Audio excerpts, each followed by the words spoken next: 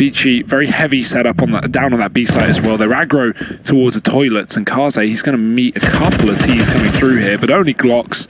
This should be nice and clean. He is going to get overwhelmed from the left side. Teammate not with him either, not going to be able to catch those frags, so got to be very careful. This is starting to fall a little bit out of control. Grayhound now on the site. They're not equipped for the job, but they are finding more and more damage left and right. And now they've been able to retrieve these weapons. Well, they don't have armor behind it, so aim punch is going to play into this. They could still look to do a lot of damage here, Hugo. Urcast and Sterling going to be over in the toilets. This AUG retrieved for Urcast. And Freeman getting dinked down to just 10 HP by that Glock that pushed up into the bank. They do run the risk of losing him here. Urcast edging on forward, spots that first man. Timing almost couldn't be worse. And now only Sterling remains. Freeman's going to shut him down. Vici, they're able to recover, and that's going to be a second round on the board for them, as they do find the conversion. But Grayhound in with the buy, still getting that down to the wire, considering that was the full eco for the Aussie boys. Yeah, third kill would have been really nice, but 2 off the back of Glocks, you can't really complain about that, Harry. Going to be a nice round for Greyhounders. Now we have the buy, and on their T side of their map pick as well, this is where things definitely do get interesting. Greyhound love a bit of overpass, as we know, and this has certainly not been a great map for Vici.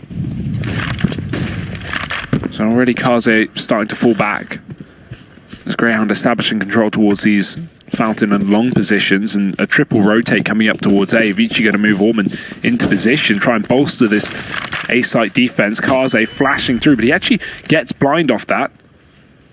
Will be going in for the peak regardless, and there's a start, taking the kill. Now his teammate's going to back turn, and that's not going to be great because Greyhound have already snuck all the way through. I don't think Vici were aware how deep these T's were, and Dick Stacey with a huge double entry kill has opened up the A site. And now Orman rotating back up is good for one. Traded promptly by Malta. Back into this 2-on-2.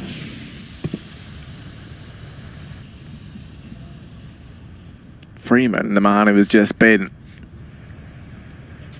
dominating Greyhound, the saviour for Vici in quite a few of these rounds. He's rotated up from that B bomb site, but he's aware that they might try going for this push. But Freeman holding for it, one step ahead, spots that first man, and that's Freeman backing off away from the angle. You can see in response to this, Advent now starting to creep forward because Freeman did spot both players, so he knows that this flank is available to Vici. Now they've dealt with Freeman, and Advent left in this 1-on-2. They spot him, they know where he is, and the bomb is planted for Bank, so things go from bad to worse here for Advent. Malta holding the angle, and they're able to pick up the round. Greyhound with that crossfire set up, there was very little hope for him there. That was a good call from Greyhound to take control of the bank and get aggressive. They knew that the A site was free, but they didn't know where these two players were, maybe assuming that both of them were set up below or even on the flank, allowing for that wrap round towards B. Now, the second they spot Freeman in that position, you can see Greyhound just leave Sterling down in the lower B halls. Not only does he catch that rotate back up here, severing the push back up to the A site for Freeman, but also gets the last kill as well. So nice work from Sterling. As mentioned on the desk, really been one of the highlight players for Greyhound as well, alongside the likes of Malta and Urcast. And obviously new to this team in the last few months as well. Definitely a big step up. Now it's Kaze on the scout because Vici got their money broken in that previous round. Nice little boost off angle, does catch some damage to Dick Stacey, but no need to finish it off, and he doesn't want to get caught by these players already moving up deep to long. Vici don't control the toilets this time, so Greyhound are going to have a lot of free real estate to get up towards this A site.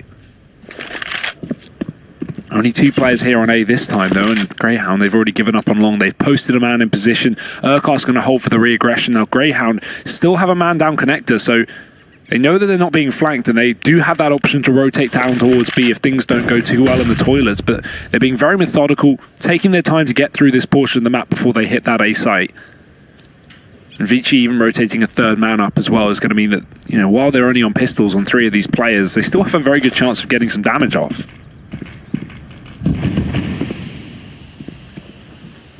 Oh, but 2 smokes wasted here. That could have bought them that much more time. said, Zoking now holding close to this smoke. He's in a corner that is often checked and even spam through. You can see Sterling does seem aware, especially with this smoke falling. It's not too uncommon, but that flash rains in, nets him the first kill. Oh, and a second as well. That is far more than he ever should have gotten away with. These rotations now coming on in, but this does leave Orman to try and buy a little bit of time for them. This smoke is down, flash rains over the top, and Orman and Freeman both get dispatched of. This bomb going to go down just in the nick of time for Grayhound. And Advent.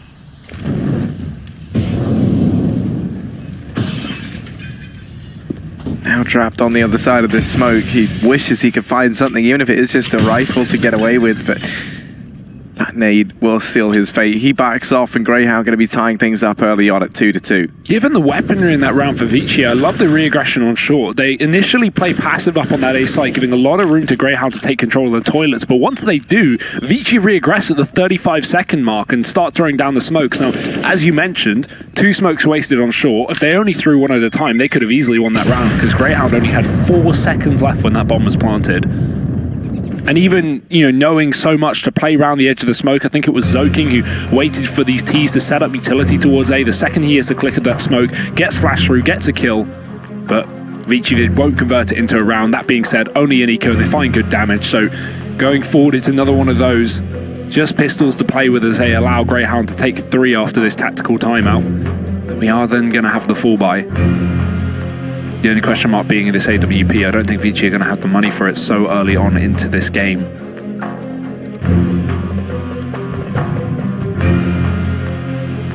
But I think, no matter what the outcome of this match is, it's going to set us up very interestingly. As Pim said, I'm pretty sure there's only ever been one Chinese team at a time at the major. And obviously, for Aussie Counter-Strike, you've only ever had one other team secure a major spot, aside from... Well, I was going to say, if you look at a core of JKS and Azza, right, they've always played on those major teams. Obviously,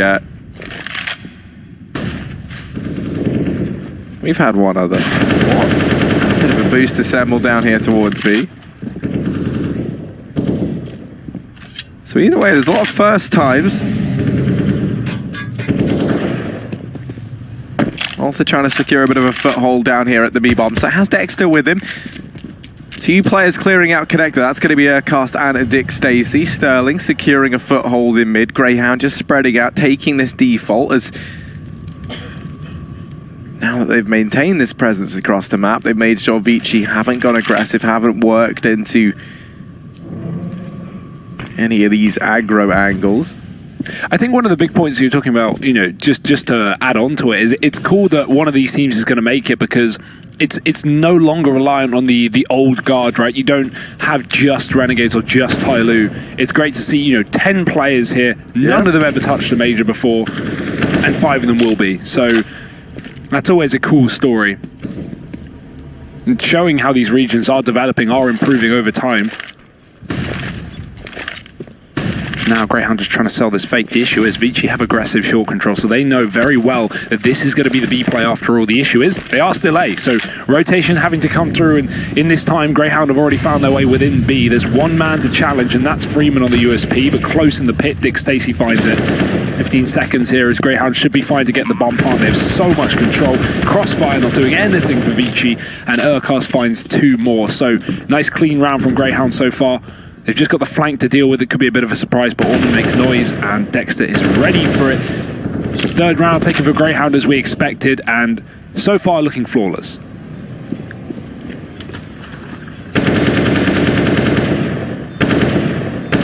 Yeah, so it's been almost, 4 years since you would have seen 2 Australian teams at a major.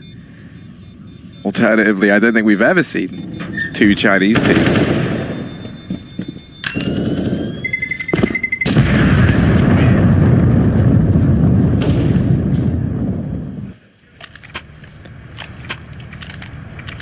Well, Grayhound's certainly off to a great start. I know for the Grayhound guys, there's a lot riding on this as well, because it is obviously Australia Day back home. What a way to secure your major spot. You don't just manage to do it. If they do, obviously. You do it on Australia Day. That'd be a nice bonus. It's almost like it was meant to be at that point. I mean, Renegades qualified on Australia Day, now potentially another one. That's super cool. I mean, for us, it's two completely different days, but... Yeah, I know, that's we're working on Australian time here. Oh, I like the boost. On a buy round as well. This is going to be ballsy. Surprise, surprise. Grayhound get picked apart. One man already down. And Nate comes in too late, and even if it did land, it's rebounded. So Grayhound, that's an awful way to start off, one of these key rifle rounds, considering you didn't even see the man that took you down. So no trade potential there for these T's. Dick Stacey even getting tagged on long. Kaze will back off, but Vici are doing a good job of whittling away early on at the weaponry of Grayhound. And this whole plan has been thrown into disarray for the T's. They'll decide to back off. Now the mid-rounding is going to be so important for Grayhound. Where do they decide to go? It looks to be B right now. They have 3 smokes and 3 mollies for the job, so going to be enough to get them in, but need some kills behind that. And Freeman's playing the bomb site. He has just been a pillar of consistency for Vici. And now standing on the pillar, he's going to have to deal with this entourage of Grayhound players. Now, first man found. The smoke is going to go down on short, cutting off Urkos, but it misses. Freeman drops the bomb, but he gets caught by that missed smoke. Urkos with a massive kill to try and keep his team in it, but he will fall straight after. And now Sterling left in the clutch. We even have this boost up. Sterling is not going to be given the room to make this play, and Kaze is going to pick him off. So Vici, great rifle round. 4 players surviving for them. And Grayhound just completely caught off guard there. Not able to go for whatever their initial plan was, considering they lost that early man down on B and didn't win the fight up on long. So 3-3, Vici winning a gun round means we are going to have that AWP now bought out for Grayhound. They're looking to bite back and get that reset. Loser of this team will have no money though, so loser of this round rather will have no money. So really is a pivot round for the both. And look at this aggression from Zoking and Orman. Early on, they secure this foothold all the way up in Park. They're just going to leave Orman there, and he gets so much information. This is such a forward position.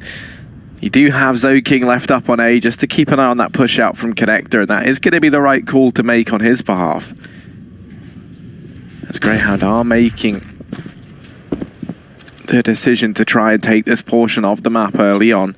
Orman gonna go blow for blow over in the Park, and they're not ready for it. There's the first kill going his way, and now looking to try and escape back up through long. He just smokes it off, and he's gotten away with this almost entirely for free. Zoking in the meantime trying to keep an eye on this push out from the Connector.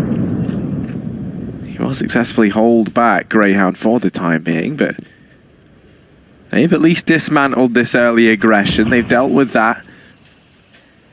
That smoke going to miss his mark somewhat. Now Dick Stacey, he seems very aware that there could be a man in this corner. Molotov's still up, and as he turns away from that flash, Orman takes the peek in with the double. Kaze now from inside of the bomb site, going to mop up the remaining 2, and clinical round there from Vici. This may not be a map that they've had great success on, but they're showing us cool little tricks here on the CT side. I love that position from Orman deep in the playground, because the reason that's so strong is he can see the feet underneath that piece of wood. He goes for the wall bang. It's a kill he can never lose, and then he just smokes off long and has the ability to fall back. Grayhound, who were denied by the early Molotov into the T stairs, didn't have anyone towards Fountain to trade that, so that smoke is essentially a wall for Vici. Great game plan here from the CT side, and they've really caught Grayhound off guard now with a 4-3 scoreline. Pistols back up for Grayhound. As said, their money getting broken, and Kaze is breaking skulls too off the back of the org. And no armored players left alive for Grayhound. They'll retrieve that gun, but aim punch still going to be problematic for them. 4 on 3. Now where do Grayhound go with this weapon? Because right now Vici, they don't want to give them the room. They're re-aggressing up on long. They've taken 2 players into this spot. There's only a pistol up on the tree. Oh, they should have seen that. Orman does. So Malta's been removed, and Vici ticking another box. This bomb's going to rotate down towards B for Dick Stacey, but he's already tagged up, and Sterling's trying to commit towards A, maybe selling the fake with the AUG, but there's no way that Vici are going to give away a bomb plant, surely. They have left B, with a player in the heaven, that's Advent, and Freeman down on B short. This should still be somewhat locked down. Zoking going to be able to find this AUG player as well. And this is not an easy fight for Sterling, creeping into it. Not going to be able to win that battle, and it is this last player now going down towards B. Yeah, last man, Dick Stacey, alone, and looking to try and find something with the CZ. Now Freeman's keeping an eye on this, but Dick Stacey, sometimes size doesn't matter as he's creeped on by, gotten past the man responsible for keeping an eye on this portion of the map, but Freeman's just going to pivot left and does manage to find the lone gunman for Grayhound. 5-3, Vici in with another, but a bite back in for Grayhound at the very least. Yeah, no AWP here though, that's one thing to note. And Kaze, he's just bought his first Harry. This is where things get very, very interesting for Vici. We're on a really strong map for AWP, especially on that CT side. And Kaze, we know he likes to play unpredictable. We know he likes to play aggressive. He's going to do it already into this first time. Quick towards the party. Now, Grayhound, they run through that Molotov and smoke it so they can actually get control, because last time not having it was a bit of an issue. It's a good reaction from Grayhound, but they're not ready for the scope of Kaze. 2 kills already, bomb dropped. And this is just a killing blow to Grayhound here. 3 men left up, and Zoking's going to surprise him as well. Vici winning every single one of these duels. Now, their smokes continually leaving gaps. I will say, I'm not enjoying the smokes from Vici, but everything else is really nice. Yeah, they do love a bit of a gap, but maybe that's just to try and tempt this peak, and it certainly works. Zercast has gone through, and that kill almost goes the way of Zoking. Not quite, though. Does still bring him down low. But if there were 2 players you would want in this situation, it is going to be Urcast and Malta. Malta down here towards a B bomb site, creeping up through short. They don't know that he's here yet, but this double man hold in pit should be enough to get rid of him. Advent hold, spots the shadow. Malta able to get one, but quickly traded by Freeman, and Kaze's there to finish things off. So 6-3 up here for Vici. One thing I think it's worth mentioning, right, is we've had a great start from Kaze, which is a very worrying sign for Grayhound. Fantastic stuff from Freeman, 2 of the highest rated players. Well, Freeman being the highest rated player, and obviously Kaze being top 4 at this event. But another man who's stepping up right now is Orman. Now, I personally always like seeing him and Freeman play together. I always make the joke of it's the 2 Muns, because they are always inside of these bomb sites playing off of one another. I think they set each other up very, very nicely as well. Yeah, Orman's been, hit and miss this event in the sense he's had some very, very good games and some very underwhelming games. Yeah, so I think that's one of the strengths of this squad, though, is that if Orman is an inconsistent player, it's almost negated by the fact that Freeman and Kaze managed to be so consistent. And then you've got Zoking on the back of that, who can have those games where he just steps up to another level. So, the amount of experience on this Vici side, I think, really is good. Most definitely. For Grayhound, once more, it's back to the drawing board. Just a handful of pistols here and there. Malta going to be clearing out Connector, leading the charge with his Deeg. And they will look to try and take mid. Now, Kaze holding this with the AWP could be a vulnerability for Vici. Flashes on Dexter and Malta, but timing. Kaze able to get away just in the nick of time. Now going to fall back behind the dice box. Zoking flashed off the angle, but Kaze taking that first peek, finds the flick.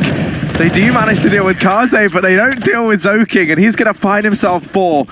Between them, they hold down the A bomb site. They make it look almost too dominant there. 7-3, and Vici kickstarting this CT side, and they're looking brilliant. Yeah, and that's the crazy thing as well, right? In this map, Vito, we do have Dust 2 as the 3rd map, which is definitely a question mark in the sense that we don't know what to expect. It's not one that Vici have played. Whereas this is a map Vici have played. This is a map that Vici haven't found success on in the past. They've only played it 4 times, winning 2 out of 4. So, this is looking like a very solid CT side so far. Now, certainly could fall apart in the second half, but if they can keep this up and get a convincing 9-round CT side, maybe even more, Grayhound are going to be in a very tough situation.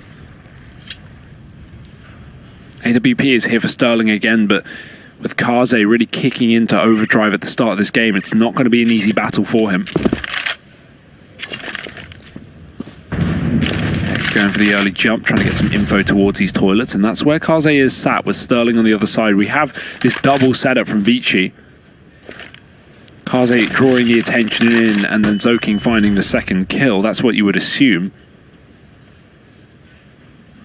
Sterling has bypassed it. The orb has been spotted in the meantime. Kaze's going to throw down that Molotov, and now Zoking's position is going to be even more valuable as Kaze has been worked out. The smoke down on short denies the push past the toilets, and Zoking will push through them.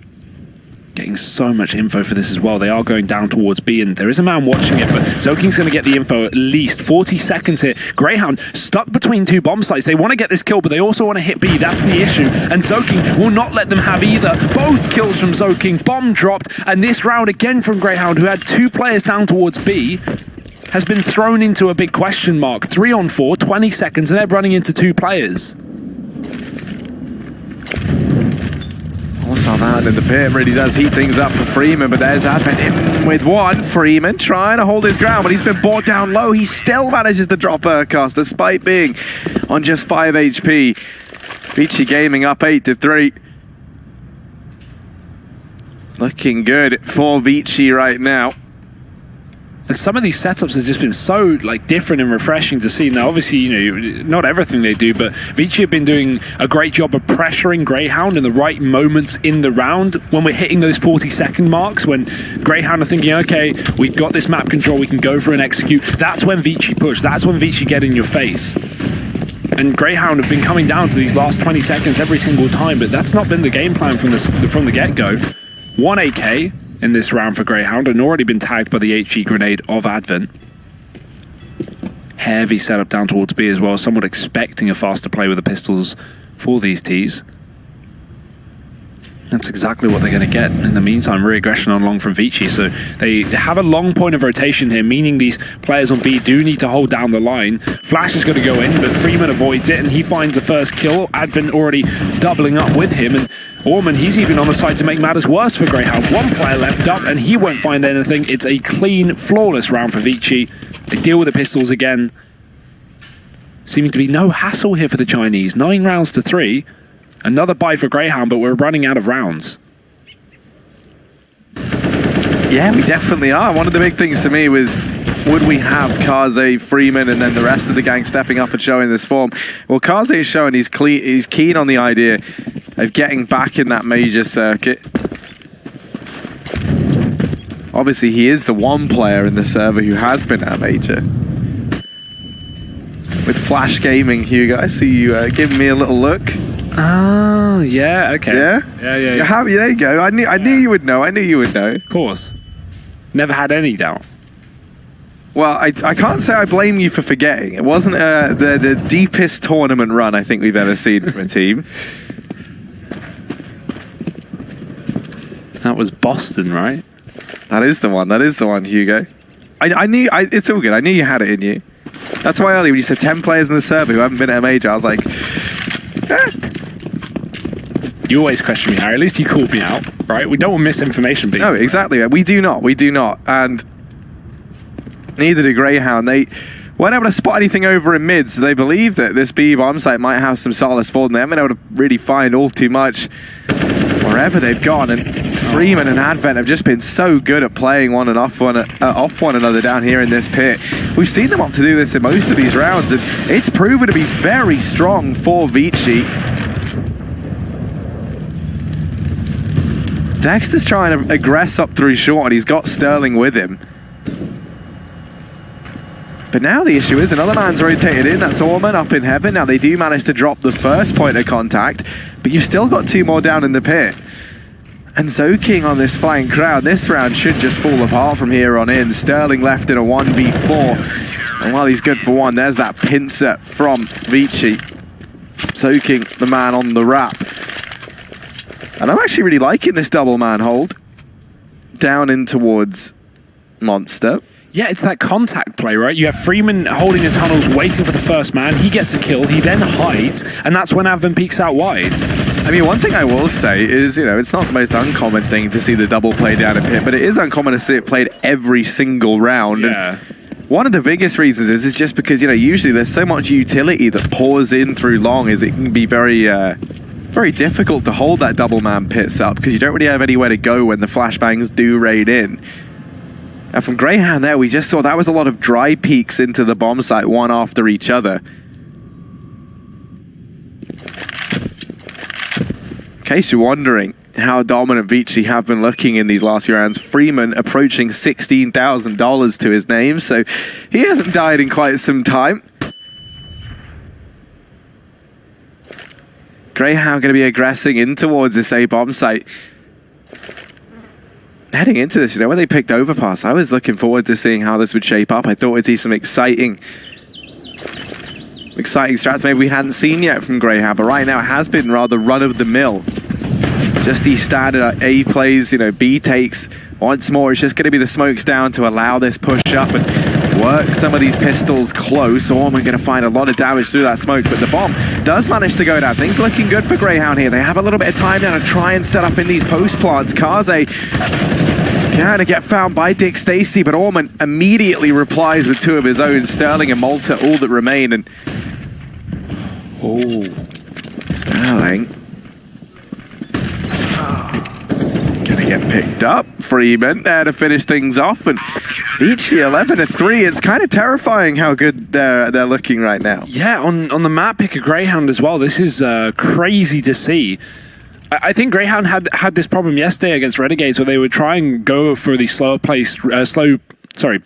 rounds, and they were just not working out for them. They were getting absolutely bested. And then they started to speed stuff up and just go for a kind of immediate rushes off of spawns and just play off the back of their individuals. And it started to work out. The issue is we can't reach the end of the half now, so you have one round left. But I'd love to see Grayhound change the pace because these slow rounds have just not been working. The map control hasn't been there, and even when it has, it's been Kaze peeking in and finding picks. Grayhound cannot catch a break from this man. And now, 4 on 5, just 20 seconds into the round. They've got to go desperately somewhere and already looking to go back into B. But Harry, this site has not been too good for Grayhound by any means. I don't think they've even had a bomb down on B in the past yet. So, Vici, ready and waiting. They don't have this double pit set up now. That's a bit of a glimmer of hope for Grayhound potentially, but Freeman is still here on the pillar. Advent and Orman side by side back in CT as well, so this is going to be a very difficult round. We've got one player trying to sell the fake, and that's a huge kill from Sterling. He wins the duel versus Kaze. Now the B push coming through off the back of that contact, and Advent going to drop off as well because Freeman, he's found two. Orman another from the heaven, and this has just been sliced to pieces for Grayhound. Only this AWP left up. He may have done his job over on A, but now he's got a whole new task to fulfill. Yeah, 1v4 for Sterling. That almost feels like too much of an ask. 35 seconds. Vici sitting 11-3 up. Final round of this first half, and a chance for Grayhound to try and scrape a fourth if Sterling can manage this, and he cannot. Orman plucks him from the ranks. Vici 12-3 over on their CT side, and now things looking good for them to move 1-0 up in the series. Can Grayhound pull it back on their map pick? Find out after the break.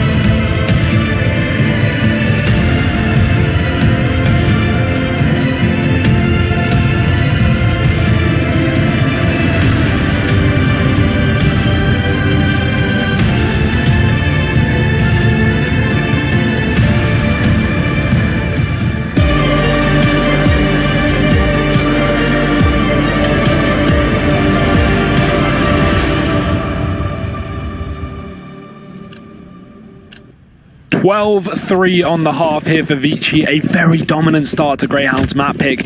And if they can get this pistol, Harry, it may just be over before Grayhound can get in the game with this setup. Certainly not looking good for Grayhound. 2 players on that B site, but already Vici establishing a very early setup here. That being said, the short control is in for Grayhound. So they have a bit of information if they can catch this bomb crossing. It's yet to do so. In the meantime, one player tries to sell the A play, and Freeman just avoided Sterling there. I think he saw him.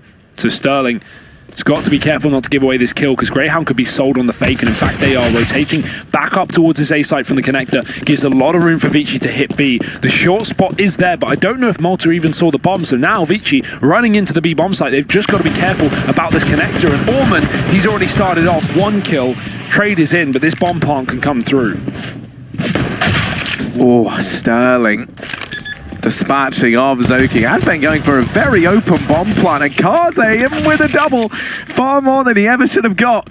And now it is just Kaze left standing. The bomb planted out in the open, so Kaze not in the best spot really to deal with it. Trying to play around the pillar, but he will have to take these fights at some point, and he's doing damage. They're flanking onto him, but Kaze stuck between a rock and a hard place. Dexter deletes him.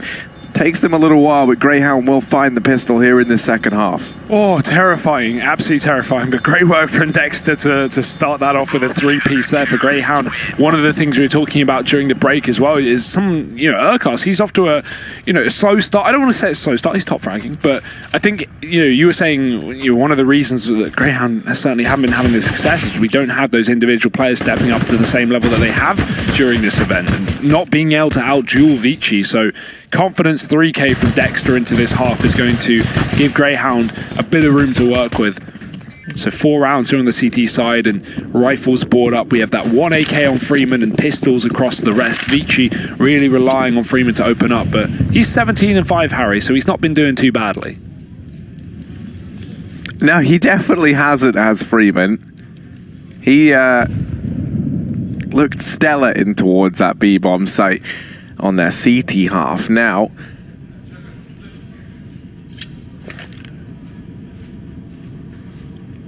looking to try and find success for them with the rifle in this round.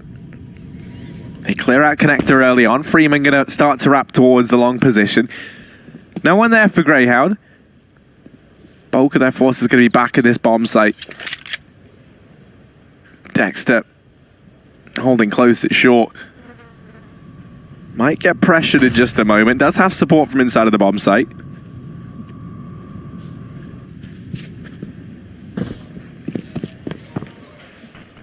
But Freeman edging his way around.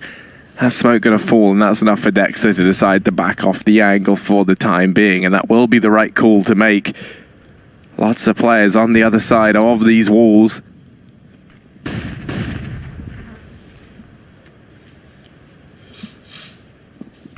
Ooh, he sees a shadow though, so 2 kills already for Dexter. Blinded on the second one. They will grab the rifle, doubling their weaponry here on the T side, but Dick Stacey playing up close. They don't check it, and he'll be able to get away with 1. It's actually Sterling stealing the kill. Bomb dropped, and time too low. Vici are left just down to Kaze, and while that typically would be a pretty reasonable player to have clutch us out, he's not going to be up for the job with just a CZ. Grayhound do finish off that round, so 5 on the CT side, and this is where the confidence has got to build. If you're Grayhound, you've got to realize, okay, this game's not over. Every game is a game of two halves. You started off well. Let's see if we can keep this going and pull it back. It is your map pick after all, so it's a must-win for Grayhound in this series.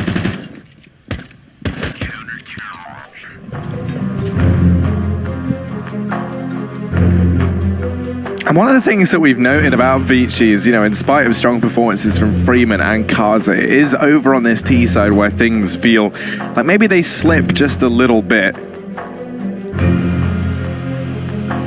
Which is somewhat the opposite to how we figure it might go down. I spoke a little bit to Blair about this, and he said, maybe it's got something to do with the comms, because, over on the T side, you are a lot more dependent on setting each other up, trying to work together, build off of one another to find openers.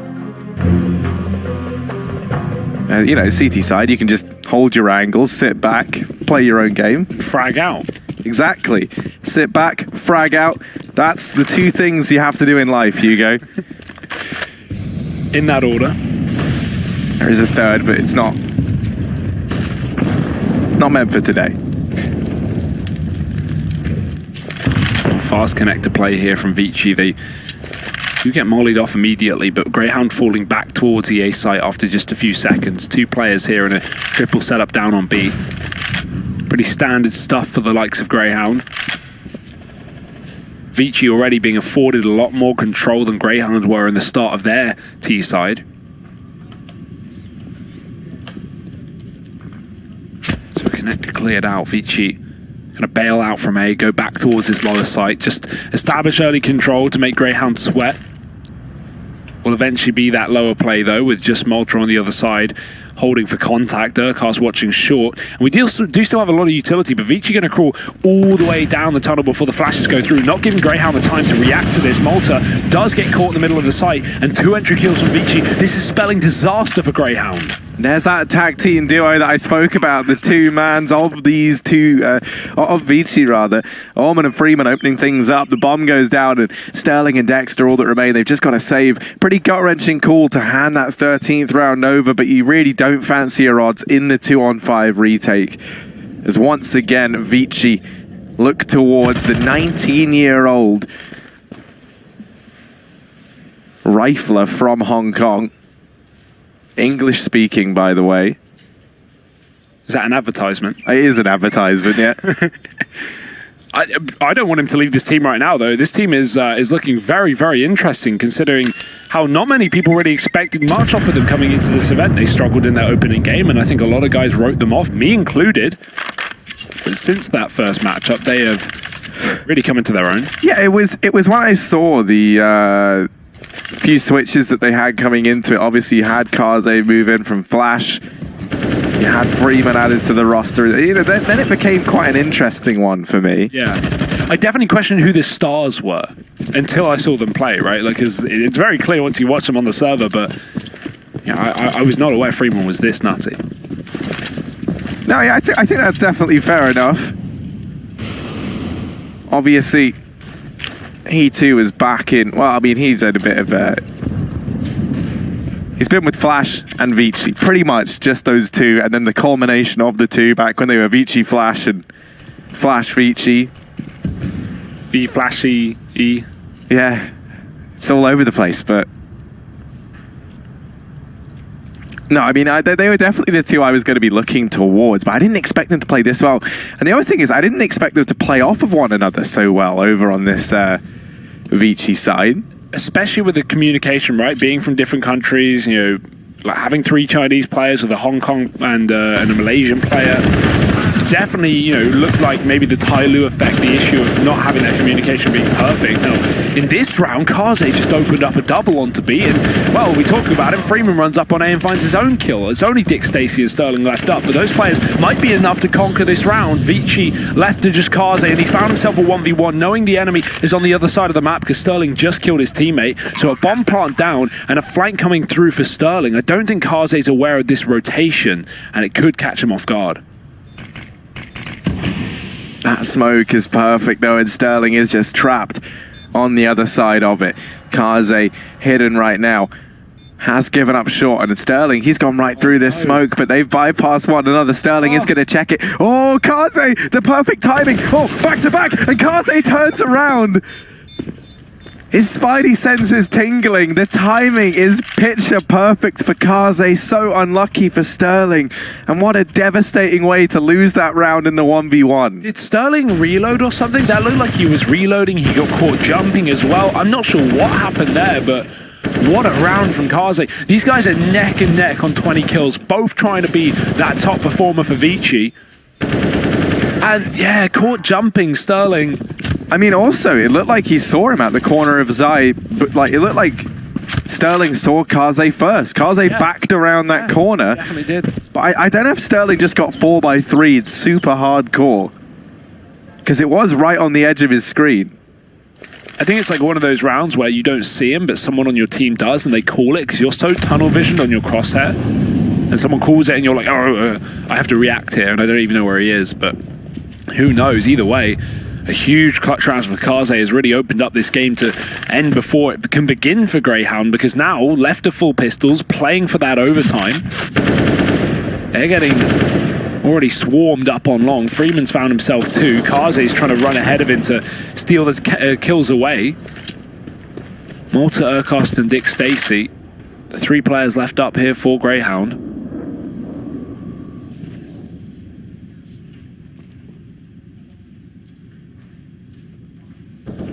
Oh, there's another. Freeman is on a bit of a rampage right now, unstoppable it seems. Now Orman, he's on 19, so we have 3 players, 20 kills plus now, and make that definitely plus, because Orman solidified the round with the final kill. 15-5 here for Vici. Grayhound, they did eco for this exact buy, but they have a 10-round comeback to pull.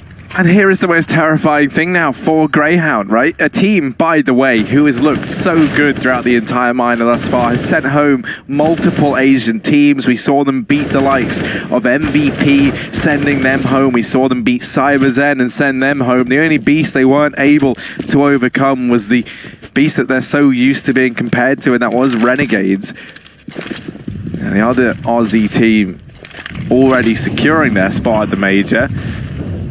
And now Vici sitting 15-5 up on Grayhound's map pick, on a map that Vici don't even play all that much, with Mirage coming up next. You think about how good Vici have looked on that map. They were able to take it off of Renegades, for example. It's the one that we've really been giving them praise for, is how fantastic their Mirage has been. And that's the next map. And look at this right now, Sterling, he's got his back turned. Freeman has crept all the way up long. Huge kill for Sterling, taking down the most important player on the Vici side, and in a position that really could have won Vici the entire round. Now, as a result, this bomb has rotated towards A off the back of the information Freeman gained, so we need to see a rotate off Grayhound. They could come to regret it if not. Dex is even going to hear these footsteps up on short as well. He's down in connector. Vici, they will still be committing. They will still be creeping forward. Sterling's jump spotting with the AWP, and Dexter, great off angle there on the plat to catch out Orman rotating up through the stairs. Now, this is definitely an A player. Grayhound know it. So Sterling gets caught, giving the chance for a bomb plant here for Vici. But with a 4-on-3, this post plant is definitely doable for Grayhound. Most definitely. And I mean, it has to be doable if they want to stay in this. They need 10 rounds in a row on the side of Grayhound, and they've already spotted Dick Stacey out of the truck. Now Dexter done what he can to get them back into this, but Kaze and Zoking instantly in with 2. Now it falls on to Dexter in the 1v1. He's already got 3 kills. Oh, he taps the bomb! The 180 from Dexter. Whoo! He's fast. He's fast on his feet. A 6th round locked in, Hugo. Grayhound managing to salvage that. I hope we can get that from Dexter's POV, because that was a flick and a half. Dexter seems to always step up at these moments where Grayhound need him most, in the situations where you're trying to pull the comeback. Remember back to that game versus Renegades yesterday on Cash, where we had Dexter struggling, and then suddenly he just goes, screw it, you know, balls to the wall, let's just kill everything. And he just gets super aggressive on that CT side, shows us a lot of really nice rounds. This is what he's doing here. Up against 15 on your map pick. Dexter saves the day. 4 kills from him and Grayhound. They will stand for one more round. And you saw Kaze just walk out, almost just tap him a couple of times, like, yeah, I got this. Not expecting Dexter to do that. And I can't say I blame him. Whoo! Dexter is someone as well. He got off to a pretty slow start for Grayhound. Definitely wasn't showing the form that we were used to seeing from him in the opening few days of this event.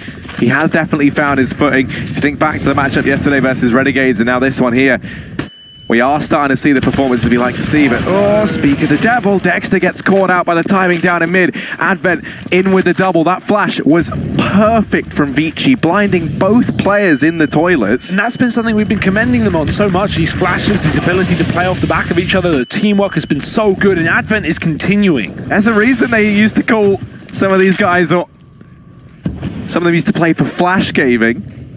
Cast other side of this smoke in with 1, and he has dropped Kaze. It's quite the scalp to find, but Grayhound, a 2v4 retake needed. Vici, they've been able to close out reasonably comfortably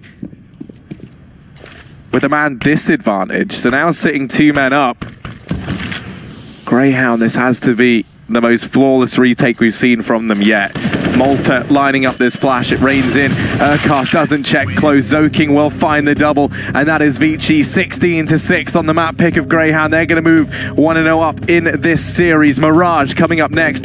That is the map pick of Vici. It's the map they've looked best on. Grayhound are going to have to go toe-to-toe with them on their home map. Find out how that goes down after the break.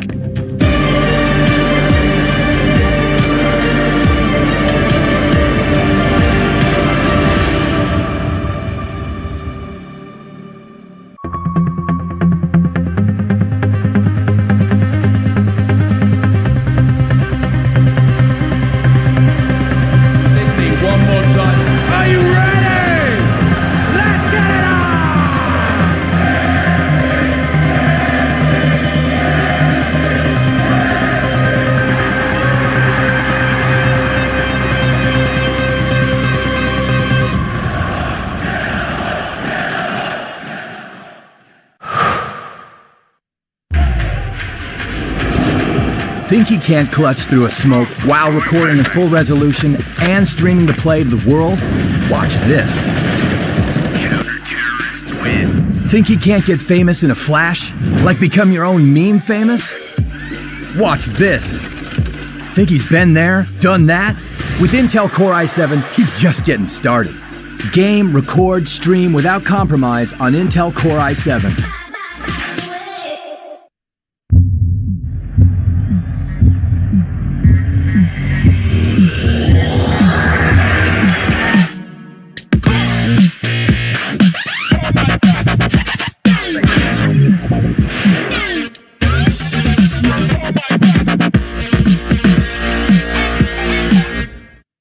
Prepare for combat. Go forth and conquer.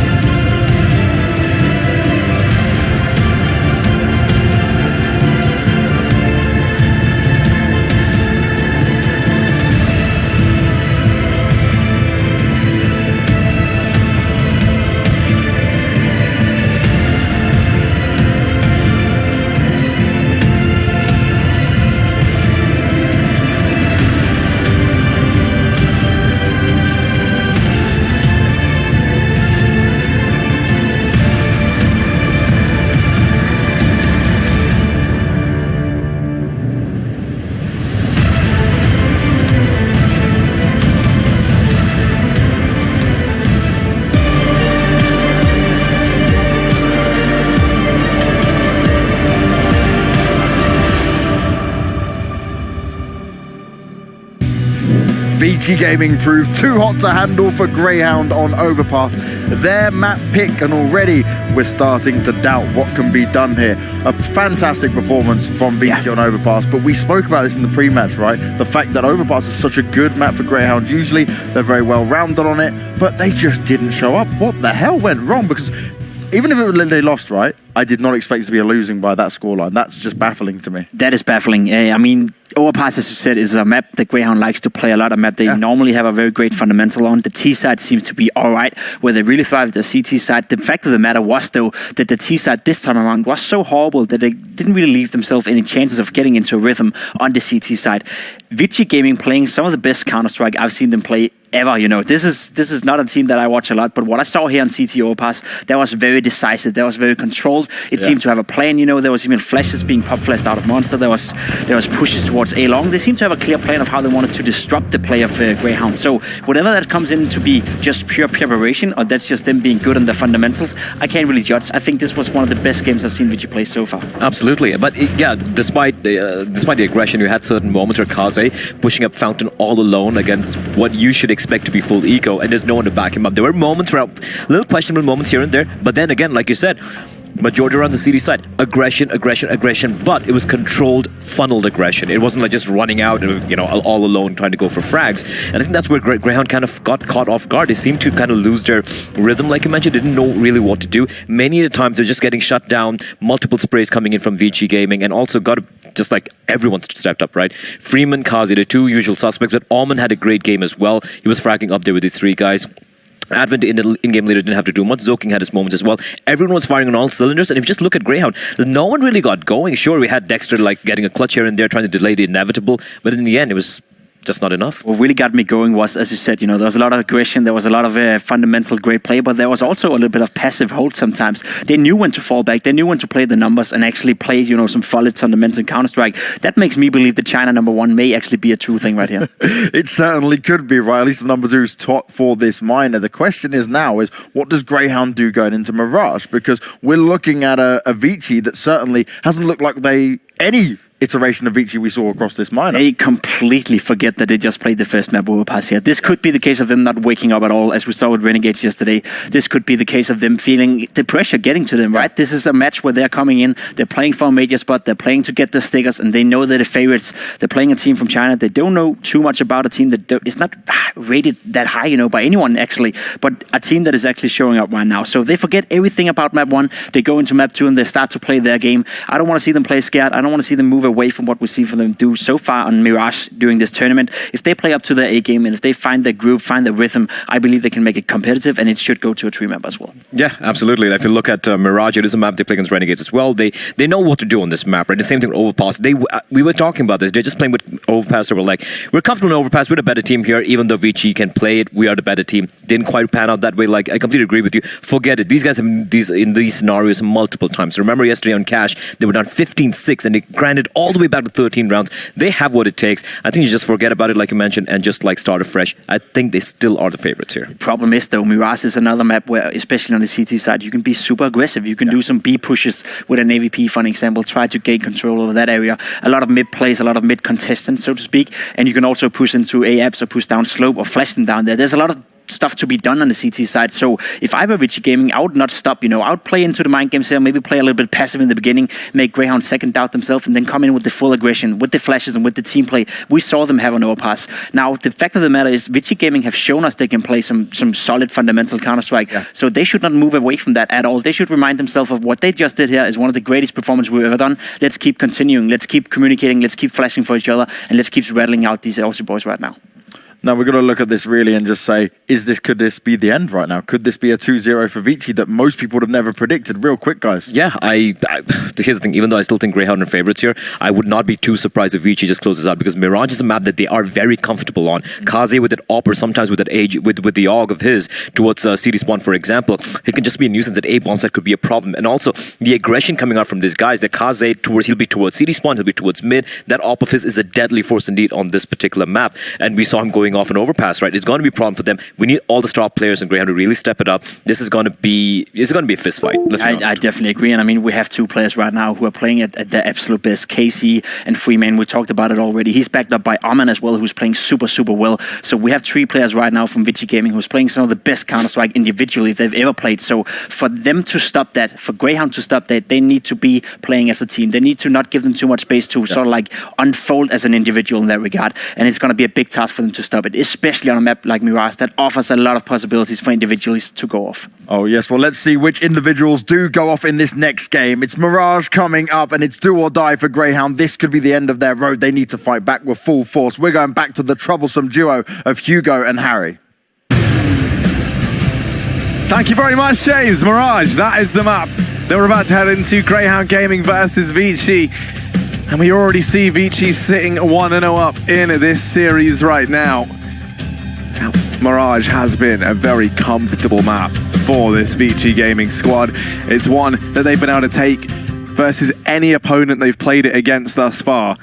Will that streak finally end here with Grayhound, or will we see Vici take the 2-0, moving Grayhound down into that minor playoffs? Well, at least in this pistol, Harry, it's looking good for Grayhound. What a stack to start off. 4 players up on B, and even Apartment's aggression as Vici set up for the execute. There's a 1-for-1. Urquhart in the corner. They should have checked it. They knew he was there, but he's going to get away with a single kill before they drop onto the site. Now, the third player and the fourth are going to be a surprise, but the corners are checked. Vici leave no spot unchecked as they get complete control of this B site. Dex is now coming back in for a 1-on-3, and while he's found the first, this is surely undoable. Oh, we've said Dexter's been a man who always steps up in the clutch, but that will get stripped away from him there. Zoking in with 4. And I mean, Vici doing a great job of clearing that B bomb site. They check all the angles, all the kills come through. They spot the first 2 players, they find them. And I was expecting, you know, once you've killed 2 guys at B, normally you're like, okay, that should be the B players. Now, makes sense to keep checking your corners, you want to be methodical. But to go and check, you know, even the little boost inside of the bomb site, right? That's something that we so often see catch teams off guard, especially if a couple of kills have come through early on. Like, that's the thing. That's a great pistol round for Grayhound. It's a nice read. It's a strong setup, and they still get wrecked. That's just a testament to the level of Vici right now. Now, good setup in middle from Grayhound, showing 5 players in the window, but they've rotated back after killing Orman to the wrong site. Vici were already quick into B, and they've taken the round by storm. So a man down won't make a difference here as that bomb plant comes in, and Grayhound have very little chance of winning it. Now, Vici should not be giving them kills here, knowing you're going to get multi-peaks coming through from these pistols. They are at least dealing with it. Soking's had a great start to the map, already 6 kills deep in just a couple of rounds. And Freeman, he needs a little bit of assistance from the man himself. So Malta getting 1 with the UMP in the back of the apartments. It's a bit worrying. Freeman's going to get pressured as well. 7 points of health. The pistol's out. Dink to 4. Freeman wins the fight with a Glock, and Soking, he's going to have the cover of the site. Very, very, very worrying there for Vici. Grayhound get a lot off with those USPs. So, you know, nice round where they actually get 4 kills. But here's the buy, Harry, and here's where the reset could come back to haunt Vici after losing all those players. Oh, a tactical timeout called in for Vici. And yeah, they win that round, but you understand now why they've called this tactical pause. It was hardly the cleanest, and that was only versus the USPs.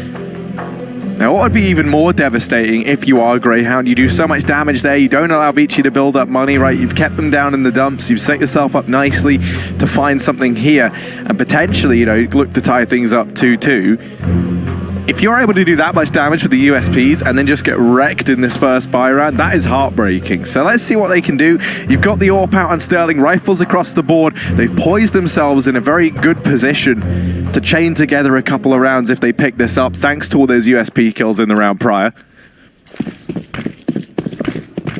Vici buying up. You can see very restricted in terms of what they can get. Just going to be this fast A play. They barrel on in, setting a very blistering pace early on. Grayhound's certainly not ready for it. Now the smokes pop, and that will hold off the man over towards jungle. Advent looking to get this bomb down, and they will be afforded the bomb plant.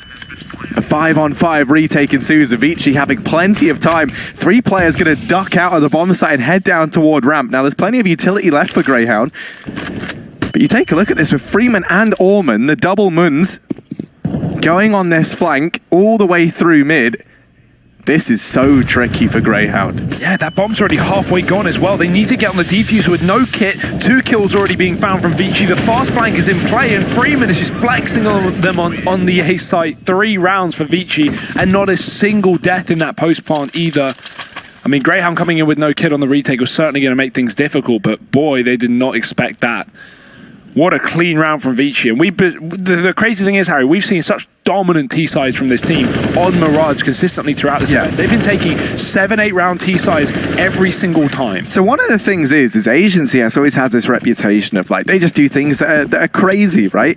And I think, you know, you look at some of the other, like look at Tai Lu. You recall there's been games. Do you remember that one? I think they were versus FaZe on Mirage, and they just throw the bomb out of the window in apartments into the bomb site, and it's like, what even is that? But when you see stuff like that, it's like, you know, that is just objectively like just the wrong decision, you know, like, that's never a good idea. Whereas all the stuff we're seeing from Vici is stuff we haven't seen, which makes it very unique. But a lot of the ideas and the way they play out is still very structured, very methodical Counter-Strike. And even if it's not necessarily objectively right or wrong, if it's something new that a team can't adapt to or can't even expect, then that's very hard to deal with, right? You're used to playing a typical way or a typical form of Counter-Strike, and when Vici starts throwing that, you know, up into the air, that certainly makes your games harder. But yeah, Vici have been really, really stunning this event. And to be honest, I didn't expect them to be so good in this best of 3. But a map up, about to be 4-0, this is looking good. The issue is they've lost one more player on this A site, so it's down to a 2-on-2. Rat Brown through the jungle, kind of be making some noise. Now Freeman might be able to hear this push up, but it doesn't matter if you can hear it. When Urkos hits a shot like that, Kaze now last man alive, and he doesn't know that Dick Stacey's dropped down into middle, so great position from Dick Stacey. Urkos doubling back as well, and oh dear, what a shot from Urkos. This is someone we wanted to step up here in this second map. He had a great performance back in the previous, but didn't really mean much when they got absolutely owned on Overpass. So Urkos really starting things off strong here on Mirage. And very worrying that once more it's with the pistols Grayhound are able to do all this damage. Only this time it does lead to a round. It does lead to something. Urkos, as you say, doing a stellar job of getting away with far more than he ever should have been allowed to. Grayhound going to be on the board with 1 now as they do grace our scoreboard.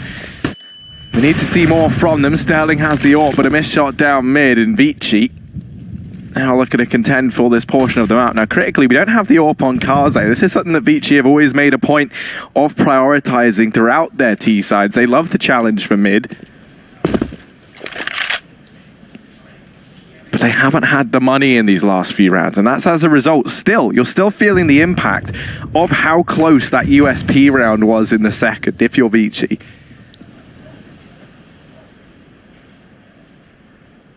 That smoke in the window allows for this boost here. And Vici love doing this. Not necessarily throwing someone inside the window, but just on the edge, on that little porch. The issue is Urkos is going to have a favourable angle towards this gunfight, you would assume, unless Orman catches the timing, but he's focused up on short. He might have just spotted Urkos there. Definitely looks like he's very trained in on this angle, and Urkos, oh, he's going to walk into it with the timing. Orman looks away. He's going to have to drop off. Doesn't want to get caught there and give a pick away to Grayhound. Now 40 seconds as that smoke hits the deck down in Palace. Malta's going to be playing around it. This is really throwing a spanner in the works for Vici. They are going to go in aggressive nonetheless, but Malta backing off into the Palace here. He could catch Freeman off guard, but only getting the damage off. Freeman finds the kill. The A-side player dropping the bomb as Dexter catches 2 on the cross, and there's only 20 seconds left for Vici to get this plant in. Urkos rotating back through the connector, and that will seal the round's fate. Surely Freeman will not be given this plant, and Urkos with another 3-piece to win Grayhound a round. Great work from him, and Grayhound are starting to find their footing here in map number 2. They most certainly are. Vici in an unfamiliar spot, gonna have to take an eco here. They're not too used to feeling like they're on the back foot. We just saw a dominant 16-6 victory over on Overpass. That was with a 12-3 half in their favor. But money has run out here on Mirage for Vici. So it will just be these pistols. Deagle out for Freeman, but the rest of the gang keeping it vanilla. And there is Sterling, already able to open up over in mid. Repels Vici from this portion of the map. Now Freeman has snuck out. Urkos going to hear these players down in lower tunnels. Nice and easy for Dexter. Very easy for Dexter. Advent 1-on-5. Nothing's happening here. It shouldn't, but it might. Because that's Vici for you. Yeah. Not versus Urcast. He doesn't give this up. Now equal up though. 3-3 for Grayhound. Now, obviously with them losing their map pick, this is definitely going to be scary considering how good Vici have been on this map, and we're going to see the full front of that with the buy round coming through. Now no AWP again for Vici. So Sterling is going to be a real point of contention here for this T side. Let's see what they're going to bring into this rifle round though for Vici. Their T side back on overpass. I mean, we just saw it. It was, while short, stunning. It was the 12-round CT side that really pushed them into the lead. Malta getting aggressive up on the ramp early on. Now Zoking's holding in from this position. So, well, the SMG is dangerous up close. Vici just have so many players able to trade. Malta, he wants a little bit more though. He's going to go all the way down. Luckily enough, Vici just backed off around the corner. So Malta, he gets misinformation that this part of the map is clear. This keeps those players down on B.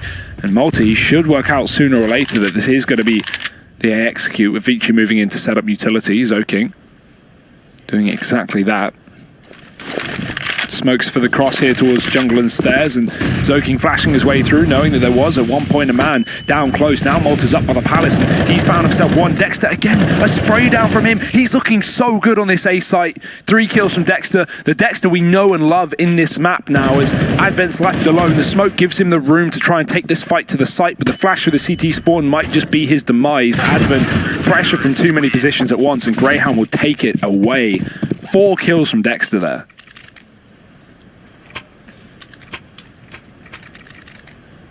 And this is the thing, this is what we were missing from Overpass. We didn't really have that man we could look to step up over on the side of Grayhound. Now, we see Urcast, the man who has been the top performer for the team at this event, showing up, and quite crucially, Dexter finding his footing to boot.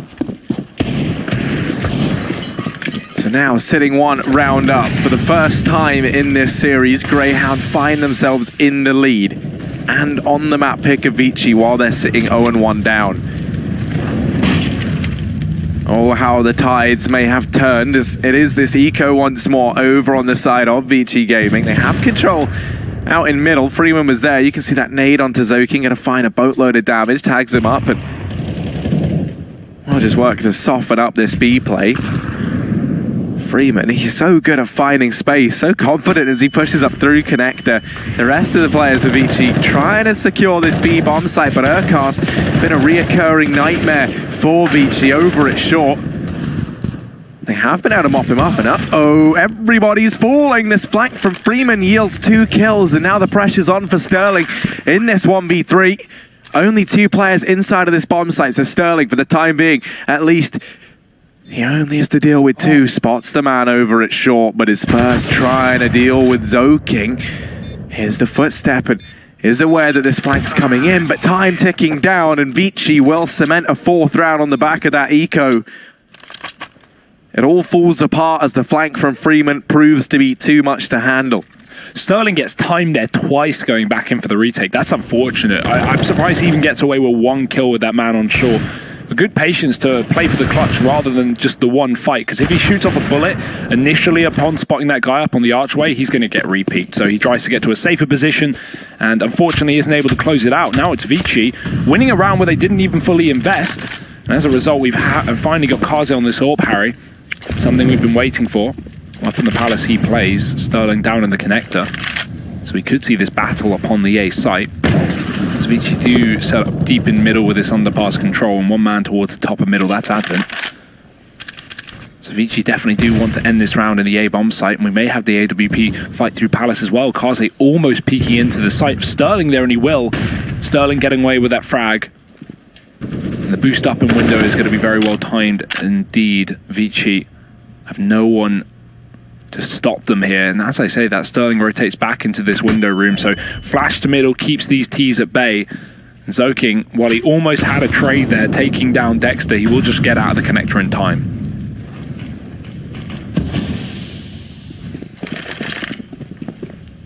This boost from Orman is something that we've seen Vici like to throw in, allows him just to try and keep pressure on middle and leaves the opportunity to duck into the window open. Dexter's there, and who spots who first? Dexter will be able to open things up in middle. That is one prong of this offensive gone. The flanker dealt with, and now Dick Stacey and Urkast just have to hold their ground, and Urkast going to do far more than that. Grayhound answering straight back, cementing a fifth and not allowing Vici to build back into the lead here. Yeah, and that's actually a reset to Vici, despite them winning the pistol round, though. So they do still have a skew if money situation with ranging from 1 to 7,000. They will be able to buy up somewhat here if you are Vici, but that's why they called in this tactical timeout. Grayhound on the other side of things, definitely starting to look a little more warmed up into the second map of the series. I think it makes a big difference that Vici is starting on the T side here as well. Because, you know, once you take that 12-3 half on the CT side of Overpass, it's very hard mentally to reset and get back into that game. Combined with the fact that Vici just kept pushing, kept getting aggressive on the CT side, and Grayhound just didn't seem prepared for the pace being set. But 5-4, Vici choosing to at least invest for now. Sterling did win his orb duel in the previous round as well, and that's something that was not too consistently shown back in the previous map, so does bode well for Grayhound as the money going to be in for Vici. 2 AKs, the AWP dropped over for Kaze. Advent's just playing Glock. Oh no, he's got a CZ, he's fine. And Sterling at least back to the window, but Vici going for this A execute here. They have one utility-less player faking that B site with a couple of flashbangs. Other than that, looking to keep these B players in position while the rest of the team go for the full A execute, and off the back of that pick from Kaze with the AWP, this is now looking ripe for the taking.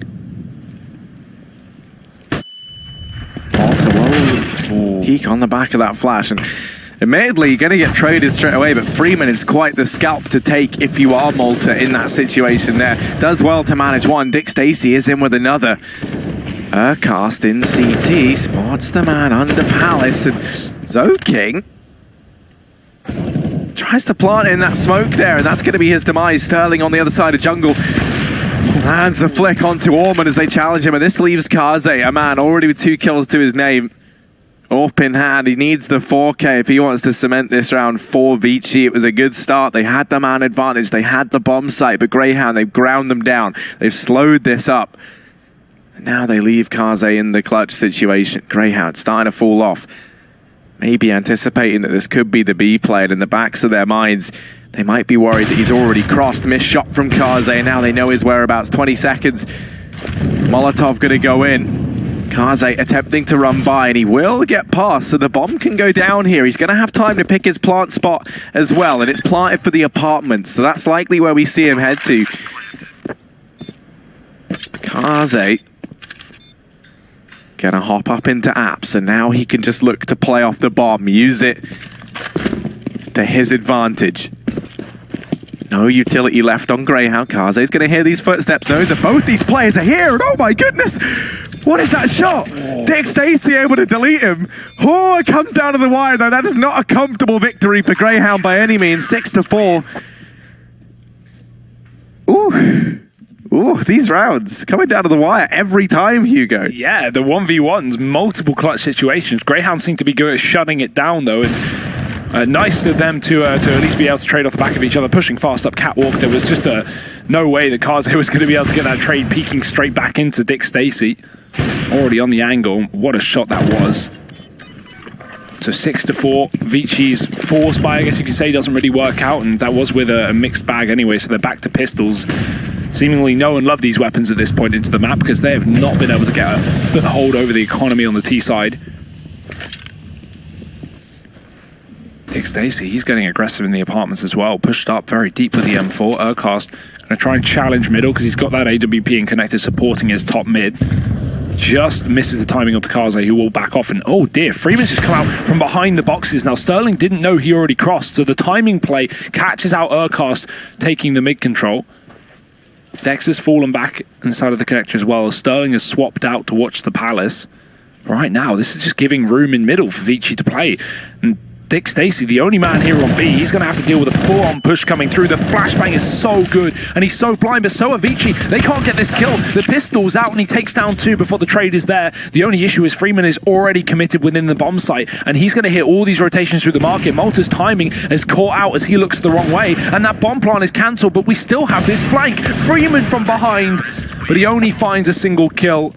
That would have worked if Grayhound didn't immediately pressure the bomb site, but they ran on in before the bomb plant could come down. 3 kills from Sterling with the AWP, and Grayhound will make it work. That was certainly a round that really came down to those small details, like the timing of the push into the market, but Vici just a few seconds off potentially even winning that round.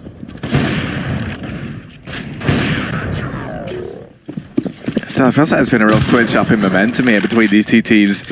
You know, we saw Vici explode into this map. Things were looking good as they took that early 3-0 lead, and it was ever since Urcast managed that triple kill with just the 5-7 to cement Grayhound their first round that we've seen them realize that this Vici squad, you know, isn't invulnerable. Oh. Hey, down in towards mid, finds some good early damage onto Advent and Zoking. That's important. You look at all the M4s over on the CT side. Now let's soften these 2 players up so they can just get dropped in 1 shot to the head. Makes the M4 effectively as strong as the AK.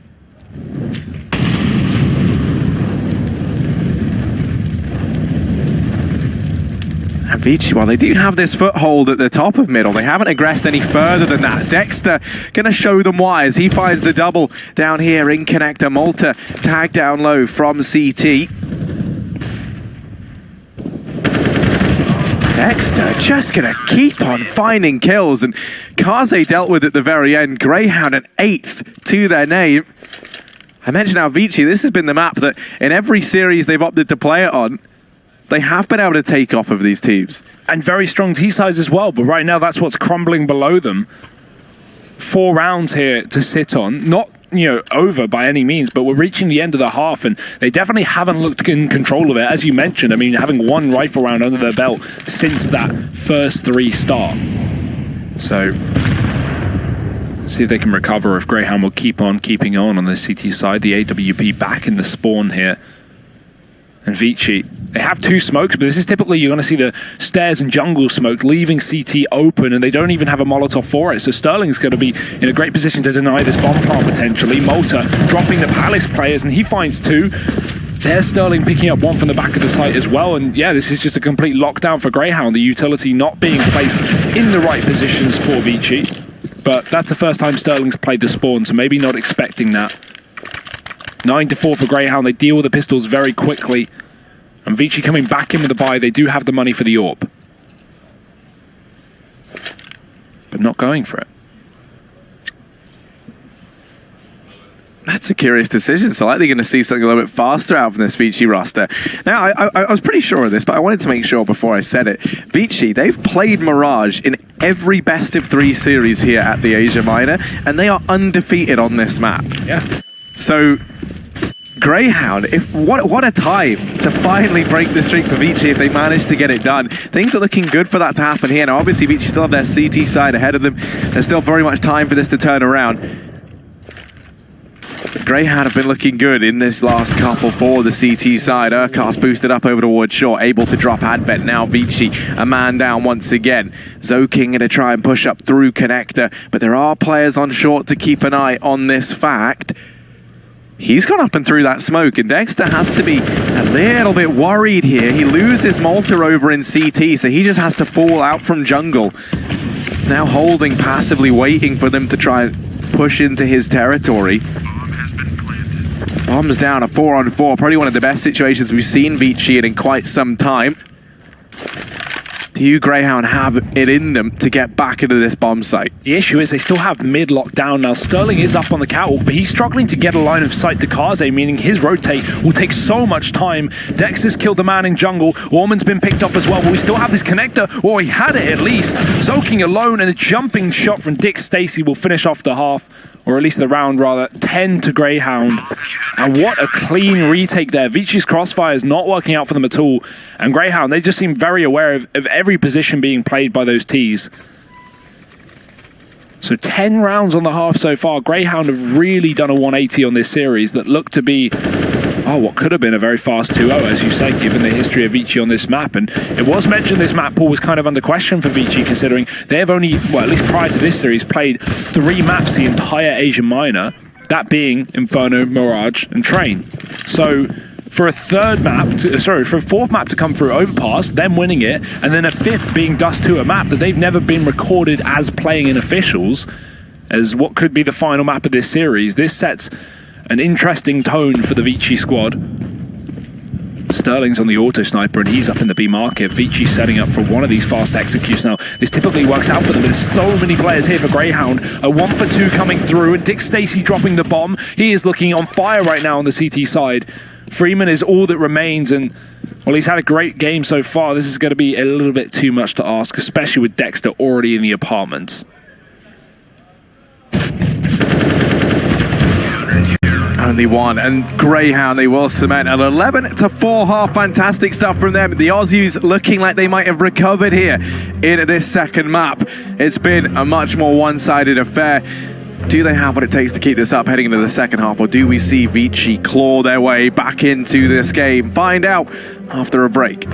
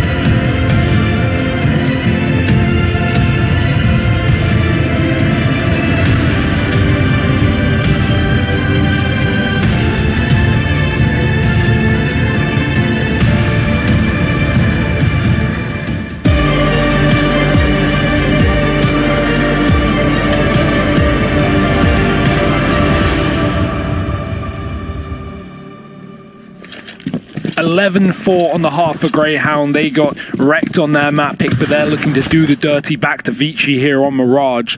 A map that has not been lost by this Chinese team throughout the entirety of this event, and now that may change unless the CT side can be just as stunning as it was on the previous. Fast A play for Grayhound up and through the Palace, and Kaze's down in the spawn. He's going to spot all of this push coming through. Grayhound have done this a lot. They take immediate CT control on these pistols and set up with a flashbang ready to get aggressive. This is their go-to. The question is, do Vici know? Warman's already been caught in the spawn and dinked down to 7 points of health, so he'll double back to join his team, who are struggling to find kills up on this A site. Dexter with one. And now the CT push coming back into the A site to get a couple more. This is looking like a done deal for Vici. A kill coming through for Advent, but too little, too late. 12 rounds to Grayhound as Vici call the save.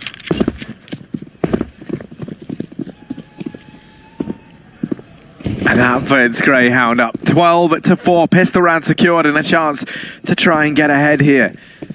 Look to close out this second map in a very dominant fashion.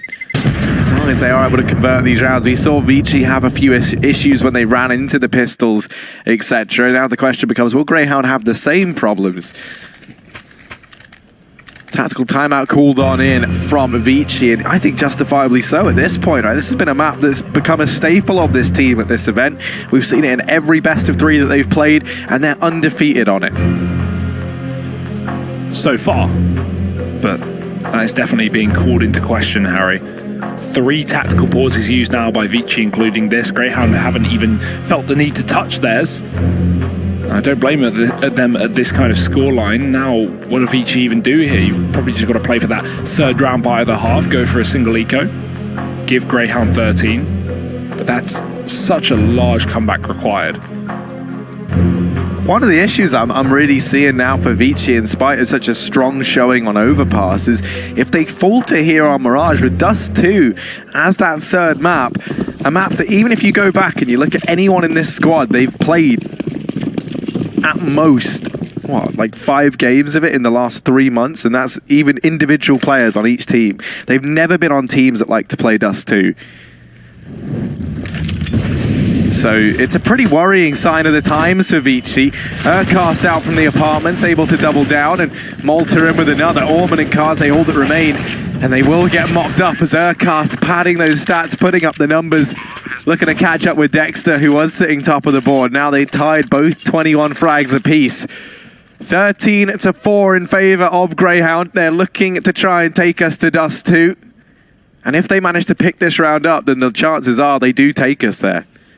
Yeah, that would be Vici's money broken up against 14. So without a doubt, looking to be that way. This has to be the round for Vici. But I mean, look at the buy. If you want to even call this a buy, no kits, only 4 smokes and a flashbang. They barely cobbled enough together here to hold back the forces of Grayhound.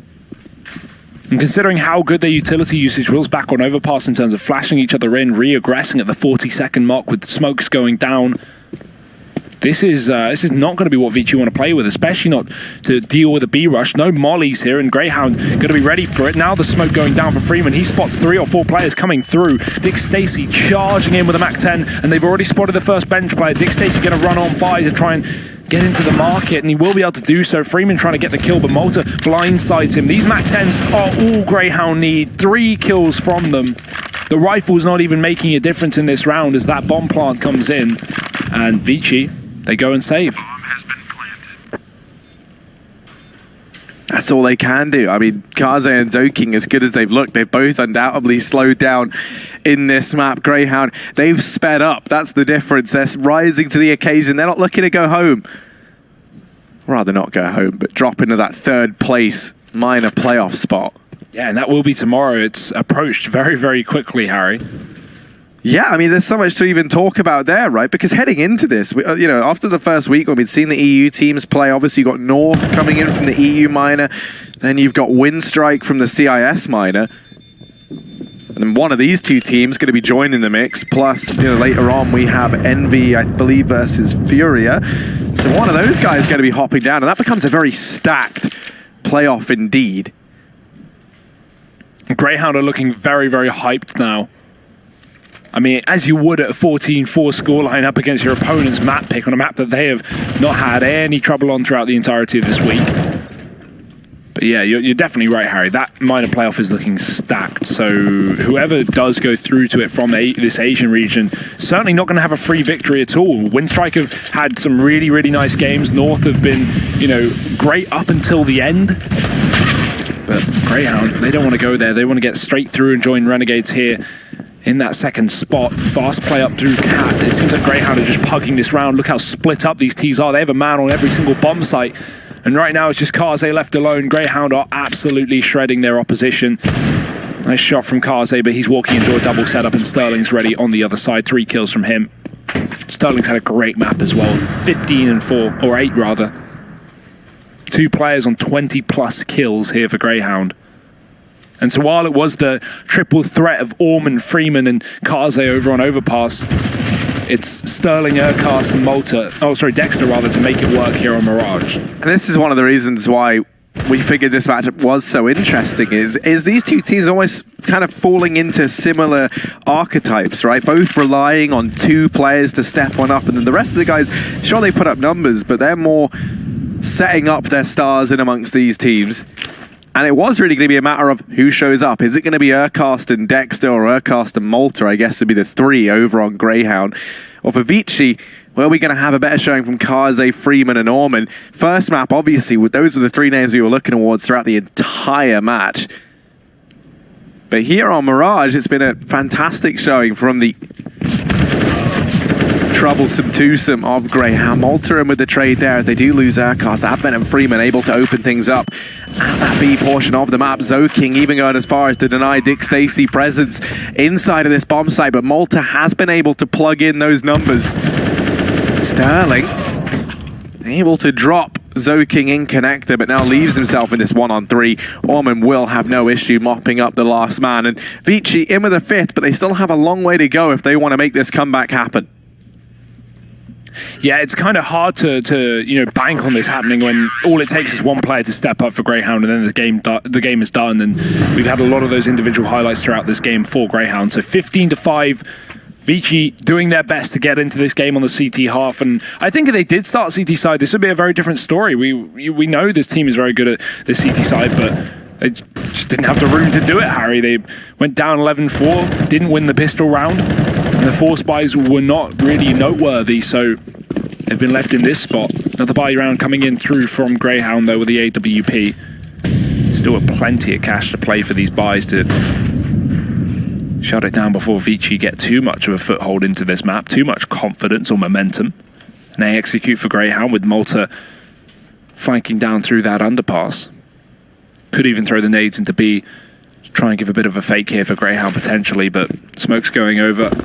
Vici giving up the bomb site, playing for that retake. Advent's up in the spawn here with the AUG, and the smoke is going to cut off the line of sight from Kaze, but he'll go right through it. He loves to do that, and that's why Grayhound had thrown in the molly. Going to be very ready for the aggression. Shot through the smoke from Zoking, and the plant coming through here now for Grayhound. The flank all the way around from B on Malta, and Grayhound now a man down as his retake is on. Dexter holding close to CT. Flash goes over and he tries to peek while Vici are looking away. Catches that first man, has Sterling to help out, and Urcast holding that smoke push, but Zoking still able to pick it up. It does fall onto Sterling. First shot found. We've seen him in this situation before, but this time not happening. Of course, I was thinking back to that Dust 2 ace that we saw from Sterling over towards short when he sent MVP home essentially single-handedly. Sadly, though, Vici aren't keen on making that same mistake. 6-15, and it does feel like Vici are starting to find their footing. Just the question for me now becomes, is it too little too late for Vici in this map? Up against 15, you have to think so, but let's take this round by round. Let's see, because nothing's impossible, as we learned from some of these teams in the Asian Minor. I think this has been probably my favorite region in terms of surprises and not getting necessarily what we expected.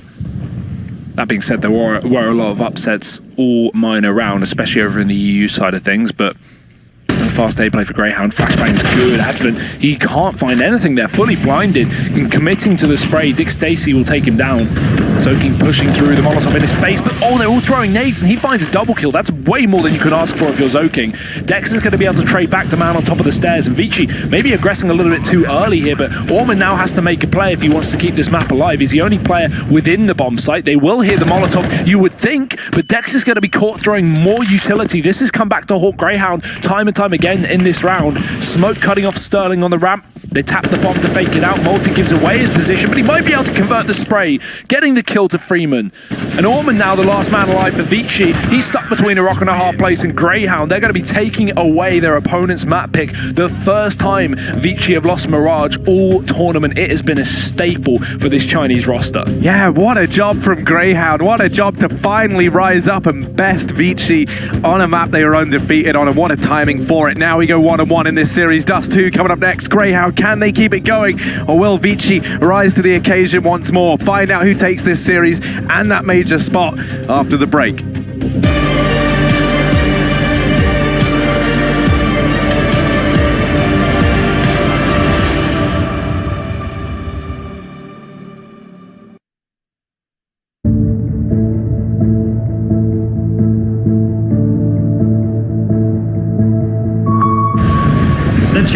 players of ESL One Cologne. Do you remember?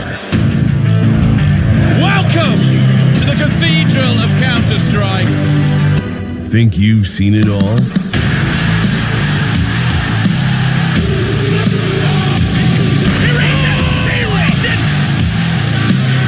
Are you ready to be a part of Counter-Strike history? ESL One returns to Cologne in 2019.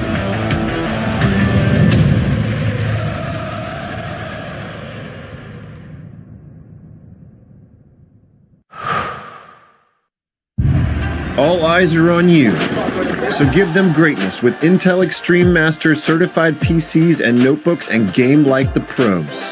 When you see the unique IEM certified stickers on the outside, you'll find high-grade components with Intel Core i5 and i7 processors inside.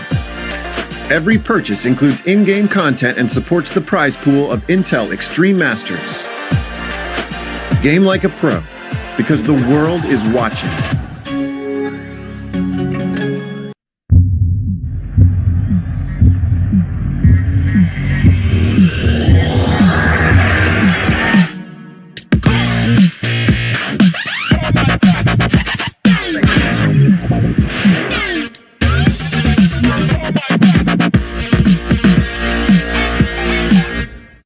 Prepare for combat. Go forth and conquer.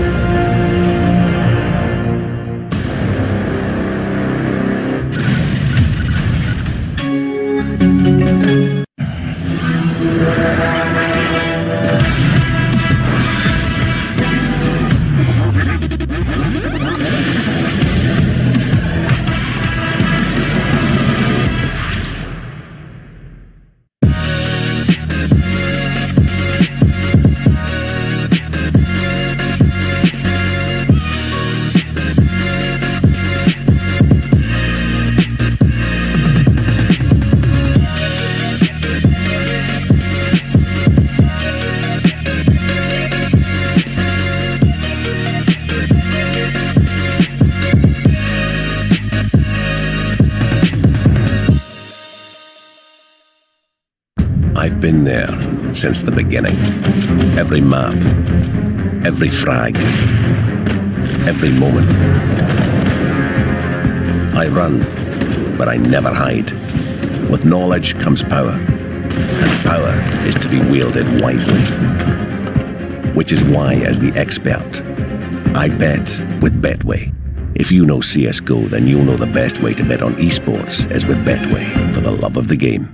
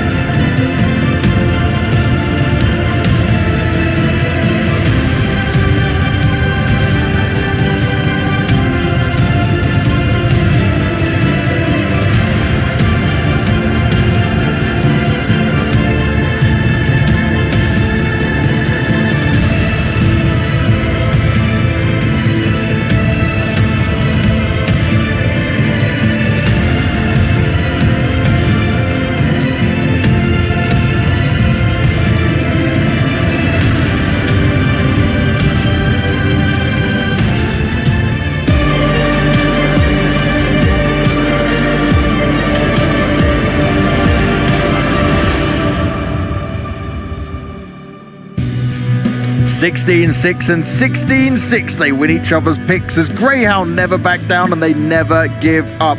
They managed to take Mirage against the Vici Gaming that still were able to frag but not close out the rounds this time. Yeah, it was definitely not what we expected once again. Dare I say it? I think it should have been closer. I think Vici Gaming had the chances to make this one closer, but once again, you got to give it up for Grayhound. They were playing one hell of a game again, sort of like rewording what we saw in the first map, which was the other way around. For Vici Gaming, I mean, there was some cool instances of team play. There was some showings, one which you're going to show us in a second. But overall, Grayhound were the ones that were winning the pivotal rounds. They were winning all the reset rounds, and they were winning the clutch situations. So basically, everything we saw from Vici Gaming on the first map is what Grayhound copied for the second map and sort of like turned it around against them. So in that regard, kudos to Grayhound. And now we're getting on the third map. It's going to beat us too. And both teams have shown so far that they can play Counter-Strike on a high level today. So there's no need to say that this is not going to be an interesting one. Well, Dust 2 is going to be interesting, but Blair, you've got another clip for us, so let's walk through this. I have a clip indeed. The cool thing about Vici is, despite the fact they lost that game, they had a couple of really cool rounds, especially this one. This is round number 3. Check this one out, right? They know it's a buy round. You can see the Molotov coming in towards slope. They smoke it out immediately, just run out dry. 2 guys, smoke pops. The timing is perfect. The second the player reaches sandwich, the smokes pop over there. Molotov to prevent anyone from pushing towards bench, Molotov towards CD spawn. This is so fast. They get the bomb down. Minute and 35 seconds on the clock. Bomb down. Now look at the minimap and look at how the players rotate. 3 players make their way towards CD spawn. And towards T spawn. I thought it'd actually be like all 3 going in, but no, Advent remains behind. Almond Freeman in the long journey. Check this out. Advent, flashbang primed and ready. They're ready to counter the retake. They've thought this out, they've planned this out. And look at how good the timing is. Flashbang pops, Zoking peeks, and also the player from the Palace, they peek out. They get 2 kills simultaneously, and at the same time the other 2 players wrap around from mid. It's such a perfectly played round. They just completely dismantled that retake from Grayhound, but they never did anything close to that ever again during the entire remainder of that half. So that kind of blows my mind. That was so cool, so sick, and then nothing.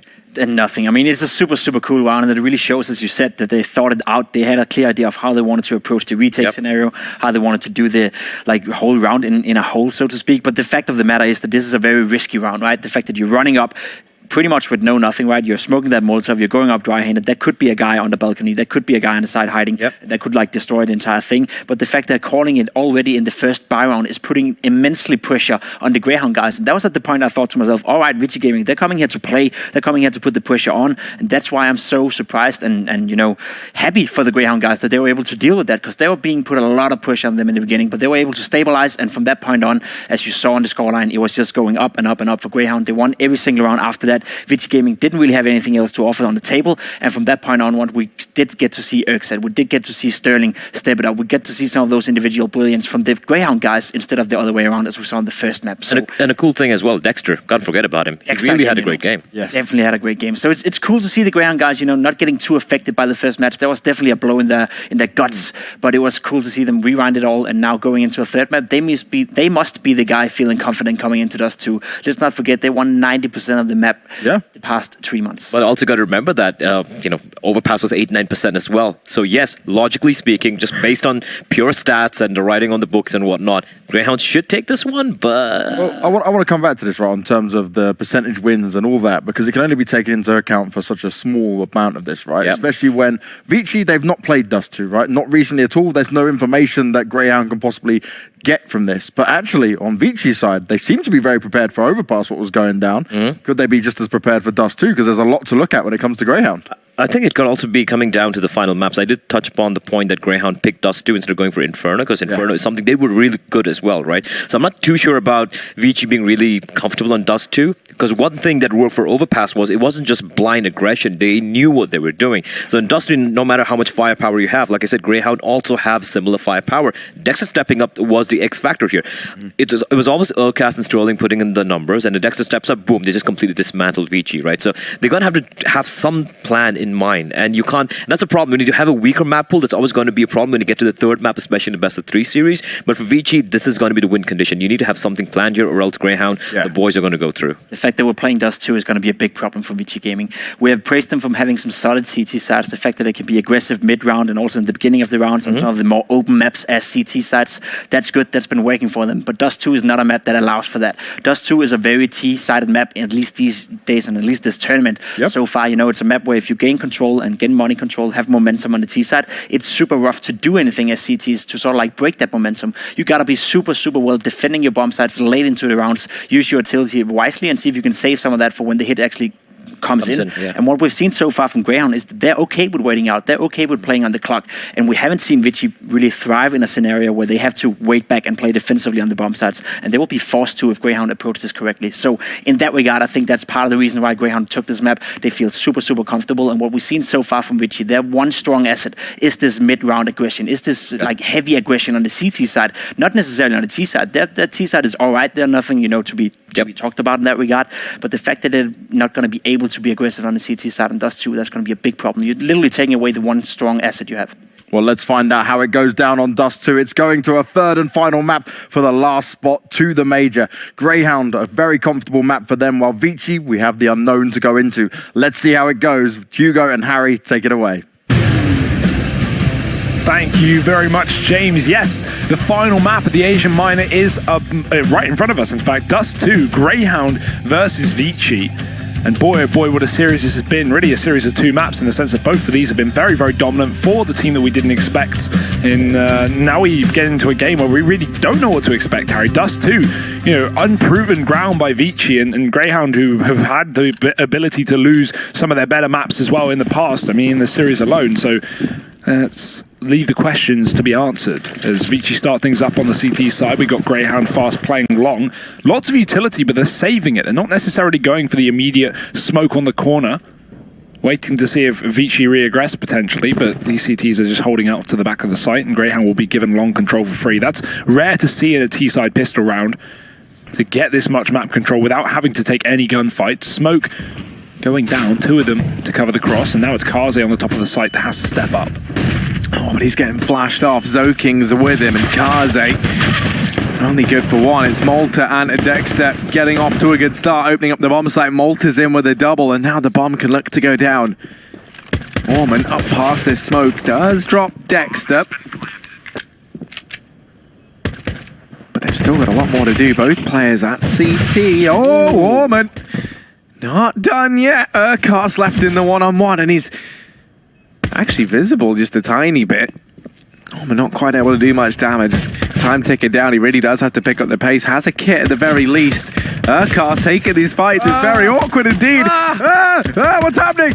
I don't know what's going on. It's back and forth. Hugo. Kill him. Urquhart is going to win it. Grayhound. Did you just hear the scream? Yeah. I think that was... yeah, you imagine that was... That was a very high-pitched. Yeah. I don't know who that was from. That was definitely one of the Aussies. Wow. Okay, well, that pistol round was reasonable, of course. Great start to Grayhound. Actually, I wouldn't say that. Not a great start, but they take the pistol round. Dear. Someone won. Yeah, at least. I mean, it has to happen eventually. Vici, I mean, that's why we have time in this game, Harry. The bomb time or round time, because otherwise, you get those gunfights last far too long. Quick B play here for Grayhound, and Freeman is the only man in position. We got the flank up from Zoking, but he's been picked off. Freeman's only going to get a single kill off the USP before he dies, and Dexter, don't know how he's still alive here. He's not. Kaze's found him. 3-on-2 now, and Grayhound with the bomb plant will solidify their chance of taking the second round. And the SMGs are expendable, but Urquhart doesn't want to completely give away this round by losing his life in a 3-on-2. So re-smoke down on the door. Avon trying to grab the MAC-10. He gets spammed right through it. I think that was the footsteps called by Urquhart, and then as a result, Grayhound just shot through the smoke. Kazi's going to be a little more creepy, a little more silent as he looks for one kill. The reload has to come through. 3 bullets left, and Sterling will finish it off. So Grayhound 2-0. Not really any problems there with a quick B play, and now it's Vici on the buy instantly with the AWP on Kaze, and that is going to be one of the crucial factors of this map. Will he step up? That is the big question, right? Because we really don't know. This isn't a map that we've really seen anyone on Vici in any team they've ever been a part of elect to play all too much. Even if you look at them as individual players and discount, this current lineup, they've all individually played this map 14 times in the last year. So really not a Dust 2 team. At least they shouldn't be, and already Advent's been dropped over towards long. I do think one thing we're going to notice is this CT side from Vici, I'm not expecting much. I'm going to be honest. I think if they're going to find success, it has to be over on their T half. And that's not what you want to hear, you know, if your first half is CT. If you're getting 10-5 to 11-4, that's going to be very hard to reset from, come back into and actually pull a comeback, right? So, far more difficult than, you know, maybe getting your own 10-5 and slowly but surely closing out the half, you know, having the momentum in your favor. There's a bump on Grayhound that have done before. I do love this bump on. Very hard to get the defuse off if you plant it in the middle. It typically relies on the player jumping on top of the box, and that's impossible if the bomb's planted for long and you've got a man in the pit. Very easy kill for Grayhound, but no one's going for it. Vici going to be saving this gun on Zoking. Yeah, he's looking to try and hold on to that over towards this T-ramp. Grayhound won't go hunting. They're just taking this as an opportunity to build up money over on their T side. Obviously, we've seen Grayhound on this map already. This was the one that they sent MVP home on. Now looking to try and make this the map that qualifies them to the major alongside Renegades. We would have both the boys and the other boys side by side at the major. Potentially. There's a lot of question marks. I mean, I really don't know what we're going to see from Vici here. And I think that's something that could lend itself in their favor or be their downfall. One thing is for certain though, Dust 2, Orpa's Paradise, you really need to look to Kaze to show up here for Vici. Now he hasn't got to play with it just yet. Yeah, able to find the early nade. I think it was 3 of them thrown in over towards long. Yeah, they bought 4 in the round, but Grayhound going to just double back into B again. And when you're up against these pistols, B is just such a problem for Vici. And it's like that constant situation is like, you don't want to stack it in case there's a long rush and you lose loads of early control, maybe towards middle. But if you don't stack it and they push it, you lose the round because retaking is so difficult, even with guns. And, well, talking of guns, they've retrieved one of them. Kaze's found the pickup on long after finding the nade kill to Malta. They definitely should just save this. Got the buy round coming up after this, and the AWP going to be a factor as well, so Grayhound will have to deal with that, but wasn't a problem, at least in the previous, when we did see that A play. Grayhound definitely looking comfortable though on this map pick though. Good mid-round calls and good rotation after they lose the player on long, right? Instantly getting the information that Vici have to have at least 2 or 3 players here. See, Dust 2 always used to just be this, like the whole idea that everyone used to have with it is just this like this poke star map, right? But I actually think you look at it, and it's one that a lot of teams really don't have a handle on yet, as ever since it was reintroduced into the map pool, it still doesn't feel like I could look at a team and be like, they are just a god on Dust 2. Maybe Astralis is... every map. Though. Yeah, they're just good on every map, that's the difference. So, you know, you take out those ones, I can't think of a team that is a Dust 2 team in the sense that they used to be Dust 2 teams. And Vici already showing some early signs of ill health over in this CT portion of the map. Now, obviously a big worry for them as well is if they kind of show this weakness on Dust and then say they lose this and they drop into that 3rd place decider where you have the CIS team win strike. We saw that was hands down the most played map in the CIS minor. It's one that a lot of the CIS teams are looking to make a staple as it once was. And if you show that sort of weakness, you could very easily look to have that be exploited. Flashes out in towards mid and Orman forced off the angle. Urkast rearing his head at this portion of the map. Meanwhile, the rest of Grayhound working hard to secure short control. Do get out mid though. And right now, Vici are even pulling back Orman, so losing more and more control over this mid to B potential as every second passes. And Grayhound, with them just having Cat, it's towing the line between, okay, they're hitting A, and okay, they're hitting mid to B. And Vici, they need to remain aware of that. Now, Freeman does shut down a player through a smoke in middle.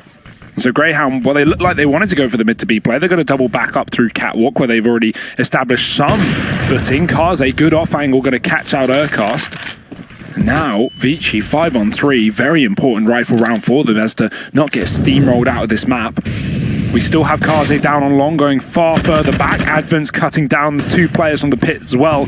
And Orman, he's rotated back up onto the ramp. So Kaze able to finish this one off. Vici finding their first round and flawless as well. seemingly at least aware of the fact that Grayhound do like to run this just early cat control and double back between mid-B splits and short splits depending on where they find their kills and where they work out the setup of the CTs are.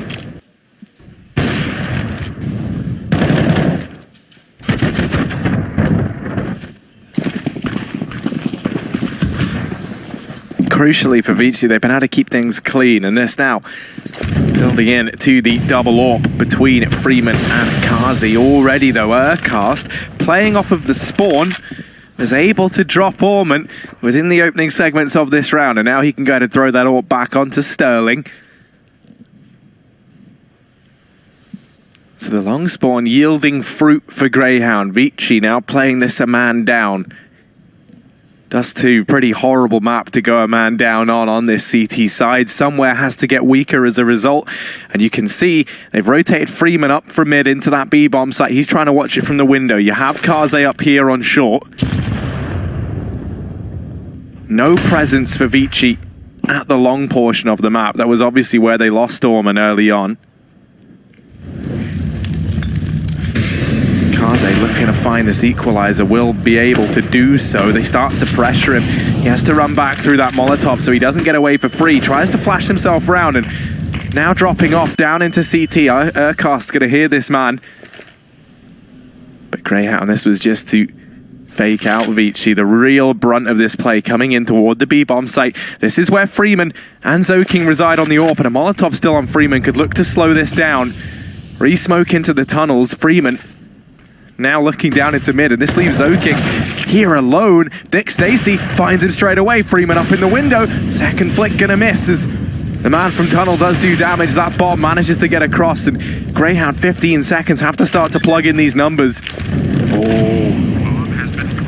Malta's got away with it though. The bomb plant does come in. Freeman not going to be able to stop him, and Malta getting tagged as he gets into the corner. Advent swapping guns, giving Freeman the weapon of choice. But Vici, 3-on-3, so difficult to get back through, especially with low HP players. Now Freeman dives in straight into the site. The trade is there from Malta. Urcast picks off Kazi in the window, and now Advent has to fall away as well. Grayhound, that was a really nice flashbang from them in that round. It can be very difficult when you're pushing in through a tunnel speed smoke like that, and there's a man at the back of the box like Zoking was. It's very difficult to get him off the angle. Firstly, because he can just head glitch, and secondly, because he can just spray through the smoke. And Grayhound, they had a flashbang that they threw that stayed in the tunnels, but it bounced off almost the archway, landing very high up in the air, and therefore completely blinding Zoking at the back of the site, rendering him useless to stopping that tunnel push, because he could have single-handedly won that round for Vici with a spray down, but completely incapacitated by the utility of Grayhound. That looked very, very purpose. 5-1. Vici now getting reset, but they do have some money to play with at least, so the AWP held on and guns brought up around it.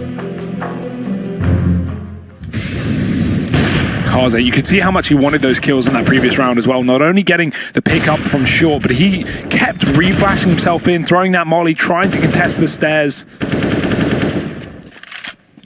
But Grayhound not giving him the room and doubling back towards a B site where they assumed there was no AWP, although it was Freeman on the secondary that didn't really stand too much of a test. More flashes early into B from Grayhound, trying to force out utility, but Vici aren't biting. They don't even have really the nades to play with. 2 smokes and a molly. And Grayhound just going back to a default here.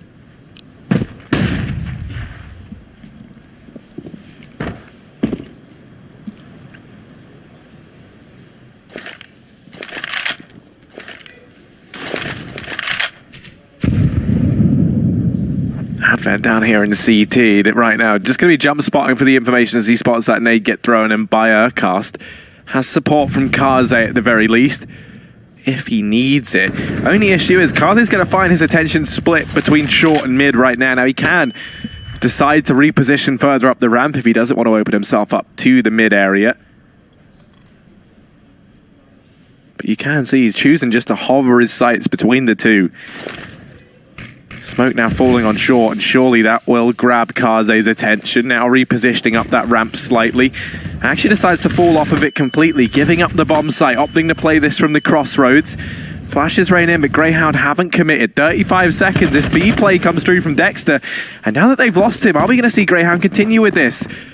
Sterling and Malta trying to fake the rotation, but Advent in the backline. He's going to spot these players crossing back up to Catwalk. He gets the information, and now Kaze just has to land the shots. 15 seconds, and Kaze's decimated Dick Stacey and Urcast. The bombs dropped out in the open. Sterling's been brought down low, but it's the Kaze show right now. 3 kills to his name.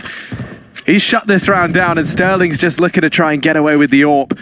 Well managed to do so as he runs for the hills. Vici Gaming in with their second, and it goes flawless for this CT side. Yeah, so flawless. Not even a point of damage done to those CTs. And that just looked very uncomfortable for Grayhound, stuck between not knowing which site to hit, hoping Dexter could get a kill into B while they pressured that A site with another fake. But you could see, after these flashes were thrown in from Kaze and Orman down in the CT spawn, Kaze wide strafed up on this car position and spotted that no one was coming out the catwalk. Therefore, those B players had no need to adjust and rotate. And Vici were very much ready for that push to come through and the fake thrown into B. Grayhound 5-2. Well, they found that reset in the previous round. Vici do recover. And very important that they do, because now everything to play with. Utility across this CT side for a change, and Grayhound looking to flash man into middle. Zoking's going to be here. No smoke towards the spawn just yet, and that flashbang is perfect. He's going to be forced off. Gizzer cast the move, but he won't be able to go any further than that. Zappant reaggressing up on long. He's found himself in the corner position. We've seen him in many times already this map. Now, Grayhound, will they be aware of it as they look to try and get out through those doors and take control of this A site?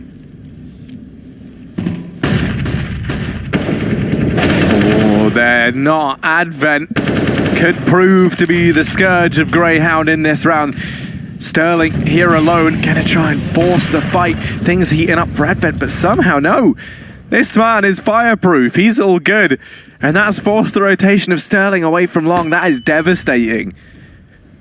Now looking to try and join up with Dexter as he's dropped into CT and into the crosshair of Orman. Sterling, we've seen an ace from him on this map. At least in a previous matchup, but not this time around, as Kaze wins that fight. And Vici now starting to chain together a couple, building up confidence here on their CT side, starting to get into a rhythm of things. And that was going to be the big question mark to me, is can we see them feel comfortable on this map? Because you saw it first, they certainly didn't, right? Players are always caught out of position. Very rarely did we see them manage to hold any portion of the map or look like they had much control. You note that they were very, very keen on playing these passive angles back in mid, giving up catwalk, not challenging for anything. Well, that round there, one of the stars is Advent hiding in the corner over at long as he took the aggression within the opening segments of the round. So Vici definitely are finding their footing. They are getting a bit more comfortable here. Urcast again, he's been given so much mid-room here, but Orman not going to let them get it any further than this. Only PT50 on the team as well. Everyone else glocked up here for Grayhound. And oh, hello. Showing a bit of toe there. Orman going to get out his nail clippers. Vici now man up, and the only weapon above a Glock on that round has already been removed. So good luck for Grayhound to really find anything here. They will fast play up through middle. Could try and burst out here, but with the second player in rotation, this is going to be a bloodbath. Oh, new paint job on that door. 4 rounds to Vici, not a death again. These rounds have been so clean, and that's going to be extremely important to building up this economy. You can see already Vici sitting between the mark of $6,000 to $9,000. I tell you what, this entire series really has felt like, not so much like a roller coaster of momentum, it's been more like a pendulum. Very much one way then the other. You know, we think back to that first map, Vici take a 12-3 half, close it out dominatingly. Grayhound, they take an 11-4 half on Mirage, and that ended in a dominant fashion with Grayhound taking the W there. And here, while the initial few rounds look fantastic for the Aussies, Vici, they've certainly found their footing in these last couple and are now looking to chain even more together. You highlighted the money as one big issue, and I mean, that's one of many right now for Grayhound. So King gonna get brought down low and finished off by Dick Stacey. Immediately refragged though by Orman as he pushes up through short. Understands the importance of dealing with that man while they can, not letting the problem extend much beyond the frag onto Zoking down in mid. They have forced this 4-on-4, which is much more manageable for Vici. Missed shot from Kaze and from Orman, and they're both bought low as a result. Kaze trying to stand the test of time inside of this A-bomb site. While he finds the man close, he's not ready for Dick Stacey, who's in with 3. shutting down this round for Vici, it seems, and this bomb plant can even come through. Freeman too far away. Orman, if he wants to make a play, he's got to find Dick Stacy here, and that's a great shot through the edge of the smoke. 11 points of health the difference as Freeman comes up through Cat at just the right time. The jump from Orman takes away the attention, and Freeman finishes off with a frag. Vici get the round done. It's Dick Stacy again, pulling Grayhound out of a horrible scenario, getting himself a couple of equalizing kills, but then not being able to close out the round. Vici 5-5, and as you said, this recovery from Vici is being damn good, Harry. It's going to continue 4 rounds in a row on the CT side now. And again, the money gets put down to nothing here for Grayhound. They're just running off of loss bonus and fumes. So 3K, a Galil, Scout. I mean, this is just a done round for Grayhound. You're just hoping for damage at most here because Vici, they've been locking down this A site round after round. Now flashes towards long and the Molotov holds Malta back. Vici going for a quad A setup early on, and they will re-aggress, continuing to play close towards those doors. Now going to just shuffle back to the sites because they know that mid and B are open, and you don't want to leave them open on a round like this when you're up against pistols.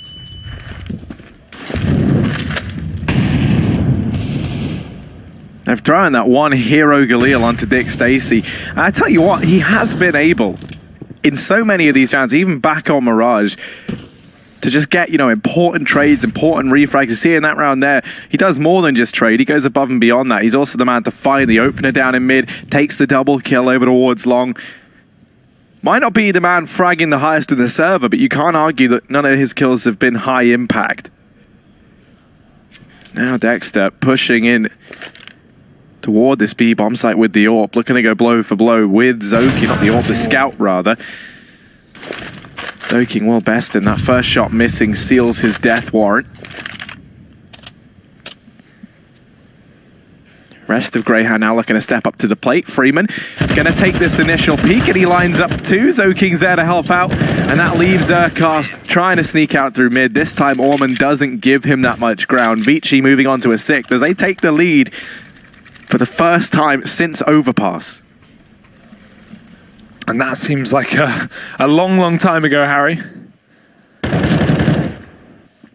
Grayhound even calling a tactical pause off the back of this as well. They have got the money and knowing the importance of trying to start to chip away at this money of Vici, because that's the issue. It's starting to get out of control. Even if you've got a couple more rounds to get for Grayhound, you're nowhere in sight of getting, free pusher rounds where you put Vici's money down to trash. You've got the eco on the CT side, and as we know, eco's on Dust 2.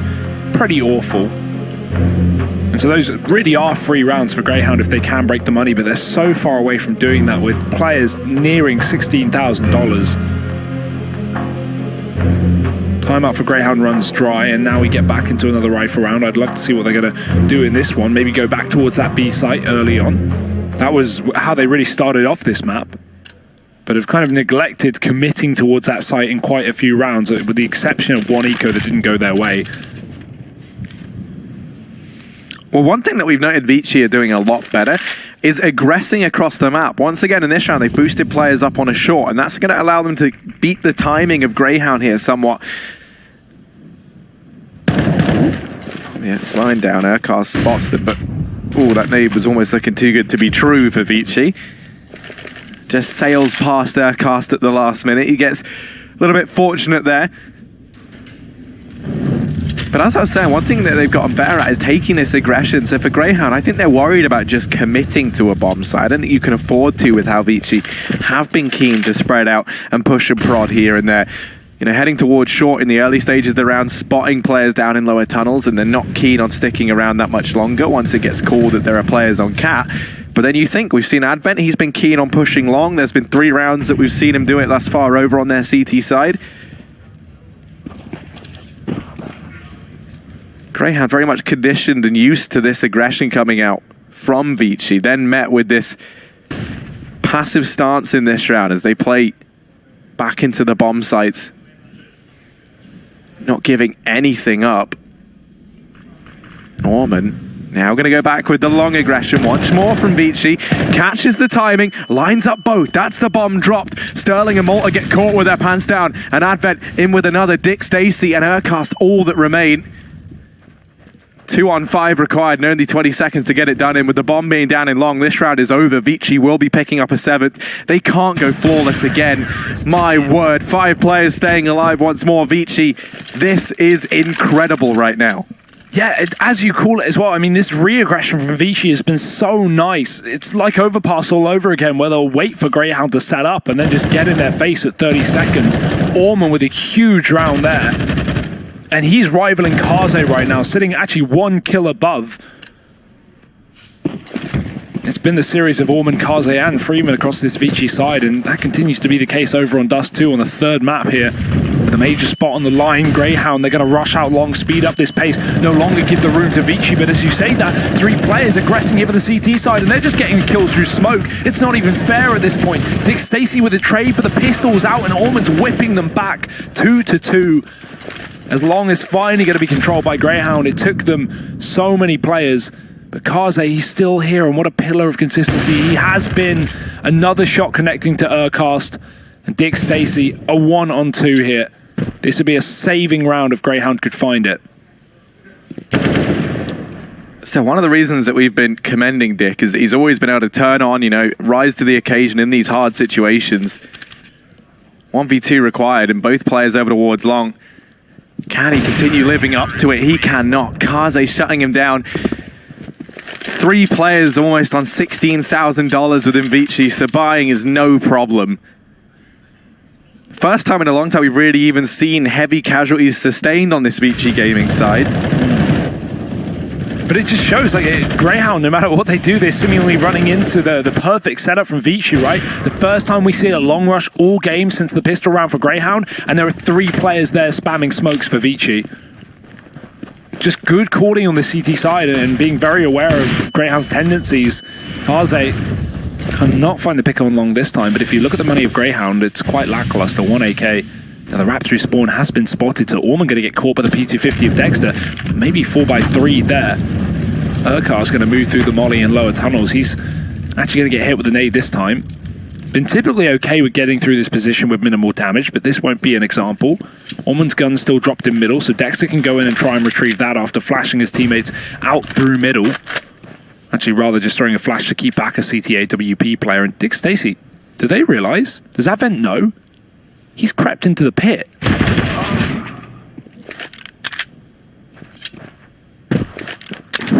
Doesn't matter that he doesn't know. He's able to flick down into the pit. Secures Dick Stacy, and now 4-on-4 ensues. Grayhound looking like they want to try and head back to this A bomb site, but this is where Kaze lies, and he has been such a nuisance with this AWP. They just haven't been able to get by him.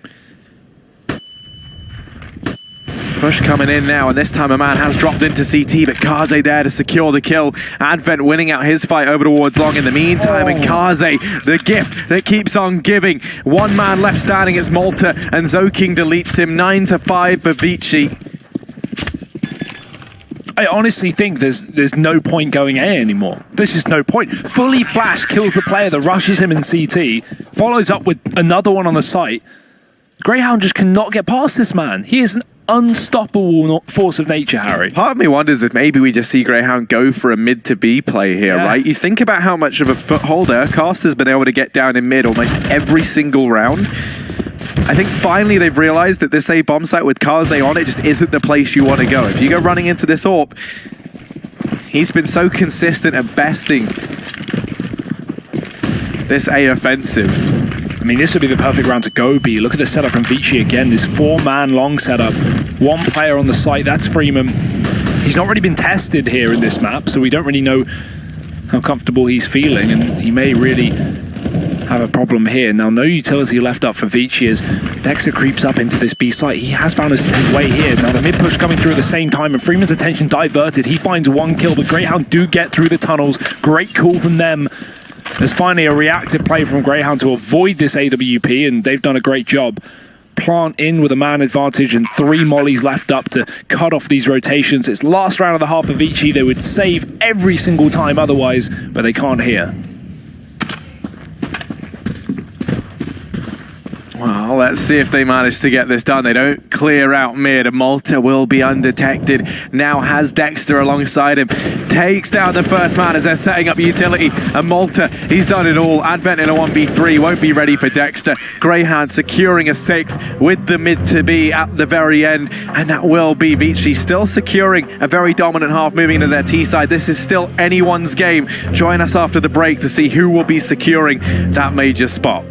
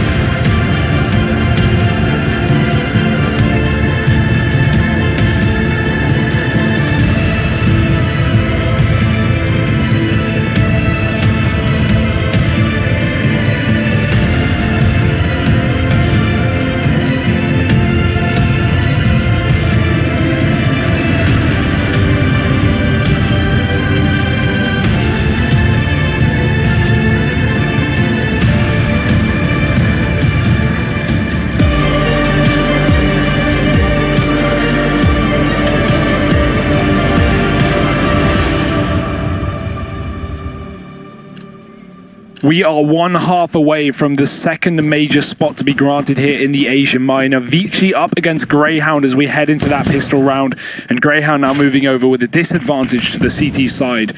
It's going to be a smoke down short for Vici and a fast cap play. Urquhart's getting domed, and already a great start for the Chinese. Whoop. Nick Stacy tagged out and finished off over at long. This A bomb site is crumbling. Grayhound, 3 players in CT. Anything but ideal to try and retake with all 3 in this position. TU managed to work their way up close, but Advent winning that first fight. Sterling doing what he can, but they're getting bodied from short. Kaze only just arriving. Now Sterling has heard the footsteps. He's trying to isolate this fight, but with so many positions, just to look down into CT, peek in from so many different angles, you didn't really imagine Greyhound stood any chance there. One of the worrying things was, at least for me, and my prediction of this, was that Vici would have a better time over on this T side than what we saw on the CT side. I think that's the case for a lot of these teams. Is on Dust 2, CT side is really where you see some problems arise from teams that don't play this map all too much. Yeah, it's just about having like constant dynamic setups, right? Knowing when to switch stuff up. And to be honest, Vici were really good at that. They threw in the quad long setups on the rounds that Greyhound pushed long. They had, you know, a pretty decent hold towards B when Greyhound did hit that site, although it wasn't really till the end that we saw that too often. And nice reaggression on short on the CT side as well. I think Vici's CT side was actually far better than I was expecting for a team that hasn't played this map. And that's what makes me think that they've been doing a lot of work and saving it. Because this is a team that has 2 maps they hadn't even played in officials coming into this event. And on one of them, Harry, they're only 6 rounds away from getting a major spot. So definitely a bit of a surprise one for Vici. Greyhound now forcing up in this second round. And this is going to delay their bye for another one, which, well, they're starting to run out of rounds to play with here, Harry. But for Grayhound, that's pretty fresh in their mind that back on Mirage, they're able to find success with this sort of buy. This time, they're already losing the Urquhart, who was really the hero in that force buy back on Mirage for Grayhound. He's already fallen. Dexter going to be joining him, and those are two big players to find for Grayhound. So now not only are they sitting 2 men down, but it's the 2 men that really we've been looking to step up. Here's Dick Stacy, always ready to rise to the occasion, but not this time around. Vici 11-6, no money left for Grayhound here, and there should be a 12th almost guaranteed for Vici Gaming. Yeah, no, I do understand why Grayhound went for that force, wanting to get the full buy coming into the 4th round of the half with the AWPs and everything, especially considering how good Kaze has been. But the issue is when you're already down 9-6 in the half, plus you lose pistol, Grayhound are going to have a lot of trouble. It's going to be 12-6 before this buy comes in, and Sterling, someone who's only got 4 kills in this map so far, being Europa, there's a lot of reliance on him coming into that next round. So let's see if he can step up to the plate. It will just be USPs here as the B rush is called by Vici, and Grayhound had 5 in middle, meaning they have a quick rotation in. But unfortunately, running into the rifles. As I say that though, Dexter finds 2 kills off the back of the USP, and Malta, he's still here with the P250 in the middle of the site. Zoking alone and getting pincered from the backline. The timing of this tunnels fight could decide the fate of the round. Kaze's going to keep his eyes on it, and Urquhart doubling back, saving his own life.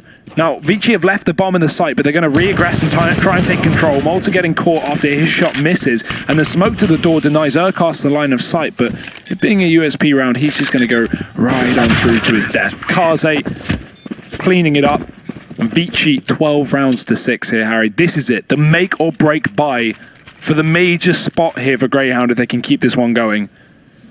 They do have the AWP to play with, but so does Kaze.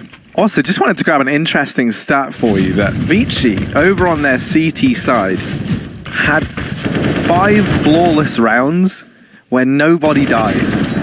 And, you know, if you want to look at ones where only 4 players, where 4 players survived, they had like 7. So Grayhound, just a case of no one really winning their fights out either. That always is going to come back to punish you. You know, the pressure's on here. It's the fast B play from Vici, and now we're going to look towards Malta and Dexter to step up, and they've done exactly that. They both find 3. They find 3 between them, rather. Zoking now suddenly thrust into this 1-on-4, and not looking good for him, but he has been able to isolate Malta. Bomb can look to go down. He's got a full belt of utility to play with, so still a chance here to find something. He throws that smoke down, and he's decided to go through it. Sterling is keeping an eye on this. Oh, no. They've gone past one another. They've bypassed Zoking, and now maybe expecting him to be in the tunnel, but Dick Stacy had the forethought to check it. Almost from Zoking, you know, you understand the idea behind it, the balls to even attempt that sort of play in the 1-on-3. Grayhound, pretty fortunate that all 3 players decide to group up and push through the window and doors together, that we didn't have that tunnel wrap that we're so used to seeing. They just wanted to play the numbers game there, trade off of one another, not allow him to isolate any of these 1-on-1 fights. Yeah, they even swapped out the AWP for the M4 and Sterling to go for the retake. Grayhound, they didn't want to miss a trick there. 7-12, a recovery round for Grayhound to keep them in this map, not let this spiral out of control before they even start off on the CT side. Now we do have the buy here from Vici, a couple of UMPs and the AWP for Kaze. And even 2 of them for Grayhound. They've retrieved that AWP from the previous round, so Dexter's gone aggressive in the tunnels here. Now there are a couple of players in position, but Kaze going to walk to his death. Great shot from Dexter, the close smoke as well will cover his retreat. Now Zoking trying to come out through middle in the meantime, assuming that maybe Grayhound are focused up on that B site with Dexter getting aggressive, but you can see there is a man in the spawn to cover that. Urquhart on the boost. Actually just dropped off rather. We even have Dexter up in the window watching down for mid, trying to make contact to allow Urquhart to do more damage from the spawn, and that may happen as well considering Orman is creeping in with the retrieved AWP. And, oh dear, the barrel of the gun giving away his position. Dexter getting away with that kill. Now he doesn't even need to fight because Urquhart, they haven't even seen him in the spawn. In the meantime, Vici run out long. Urquhart has taken down that mid player, but it's a 2-on-4 here for Vici. And now trying to run the gauntlet against Sterling. Smoke goes down, but Dexter not going to be so kind as to let them get across. Freeman has at least isolated that first man. Molotov reigns in, and that will deny the bomb plant. Urcast on this wraparound from long, mopping up the final player for Vici and Grayhound. They're very much back into this now. 8-12, slowly but surely closing that gap, the lead that Vici once had. Let's not forget, for those of you who are just tuning in, this was a 9-6 half in favor of Vici. They then went on it to secure the pistol round, find the 2 anti-ecos on the back of it, and go 12-6 up. And because of such a strong half on that first, right, Vici were never on eco, they were never on pistol, so Grayhound, they had to work hard for their rounds. And now as a reward, they get an eco to deal with, Vici having no cash to play with. So definitely what Grayhound would like. A round to close this gap. Get themselves a 9th on the CT side, assuming things go well. And, well, with a shot through the smoke already starting off, not too bad. No deagles either for Vici. Not that that would be, you know, a huge saving grace, but Kaze has retrieved one off the body of Freeman, and now we need someone to try and find an opener here for Vici, but you're really asking for a lot considering the range of these battles Grayhound will be taking. There's no one playing a close corner. The only danger is Urcast in the middle if he gets dropped in from Cat, but he's got Sterling covering him up from the car on the orb. So Vici looking to bound out through long, try and get past the big dick on the other side. But Stacy waits with his AK and he should just be fine. Ooh. Well, maybe falls a little bit short there in that one, but Orman, only player left here for Vici. He should just get dealt with, although Urcast offers himself up. Fake flashes with the bomb. Yeah, admire the courage. Why not? A little bit big to be a flashbang. Imagine if it had worked. Would have been great. So the bomb has bullet impact. If you shoot the bomb, your bullet's gonna stop. So in theory, there is an idea that you could throw the bomb in front of you and use it to defend you. But I mean, no, that would never happen because you say it would never happen. No, and, well, you know, I mean, we did see. I was going to say also, you iconically watched, like for example, Rops get killed by a chicken that time because it was blocking the door. No one ever thought that would happen. Murderous animals. Orman.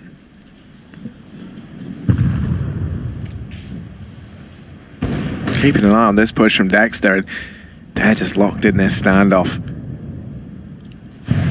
Oh, so close. Toeing the line. Threading the needle. Either one. Waiting for the other to break first in this fight. Meanwhile, we can see Vici aggressing up through short, maintaining control of this top portion of mid. I do like keeping tabs on these little standoffs, Hugo. You know that. Come on. Oh, Dexter's going to get it. Orman peeking a little too wide as he tries to line up that bit of utility. And Dexter, his patience is rewarded. Man advantage gained for Grayhound. And now Vici looking to go with this cat play. They lose all presence in the tunnels. They're wary that there could even be this push coming in from behind now with Dexter securing that frag, and as a result it's likely we do just see this A commitment come in.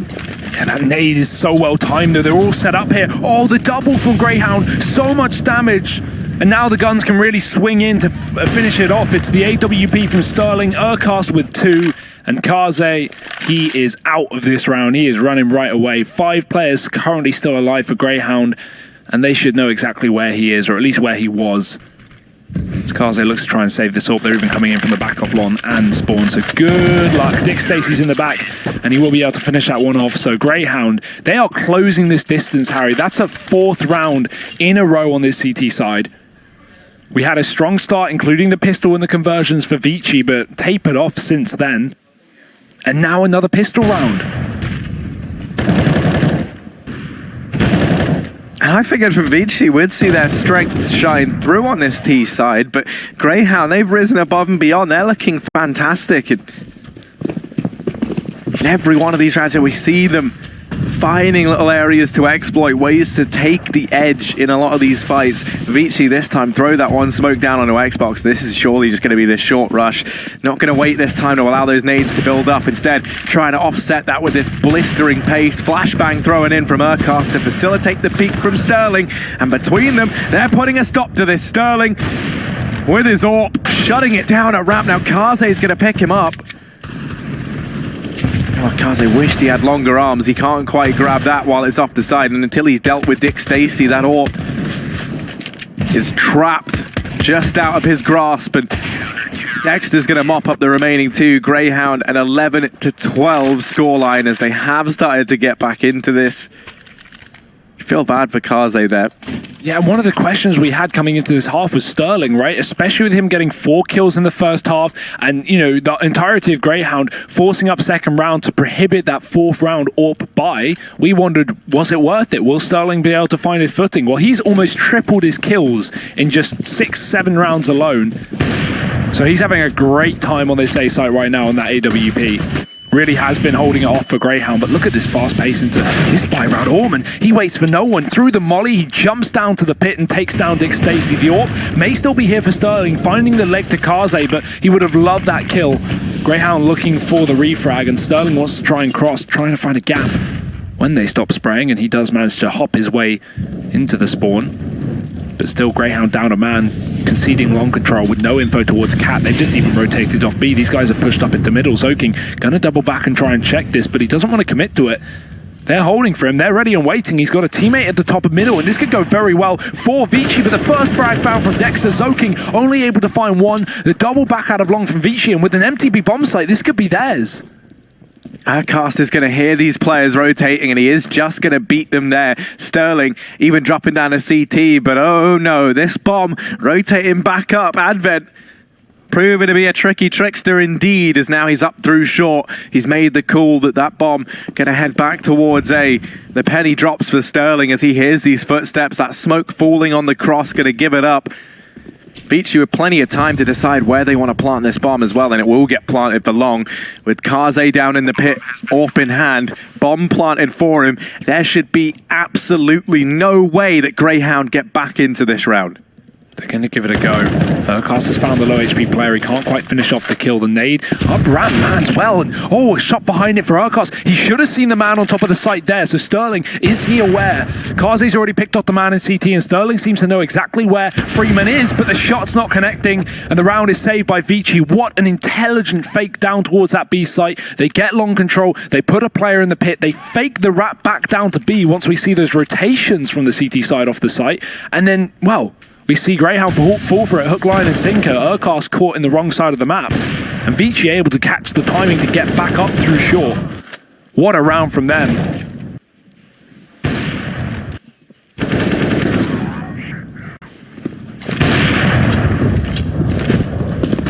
And now we get to see buys for either side of the table. This is a real make or break round for either team.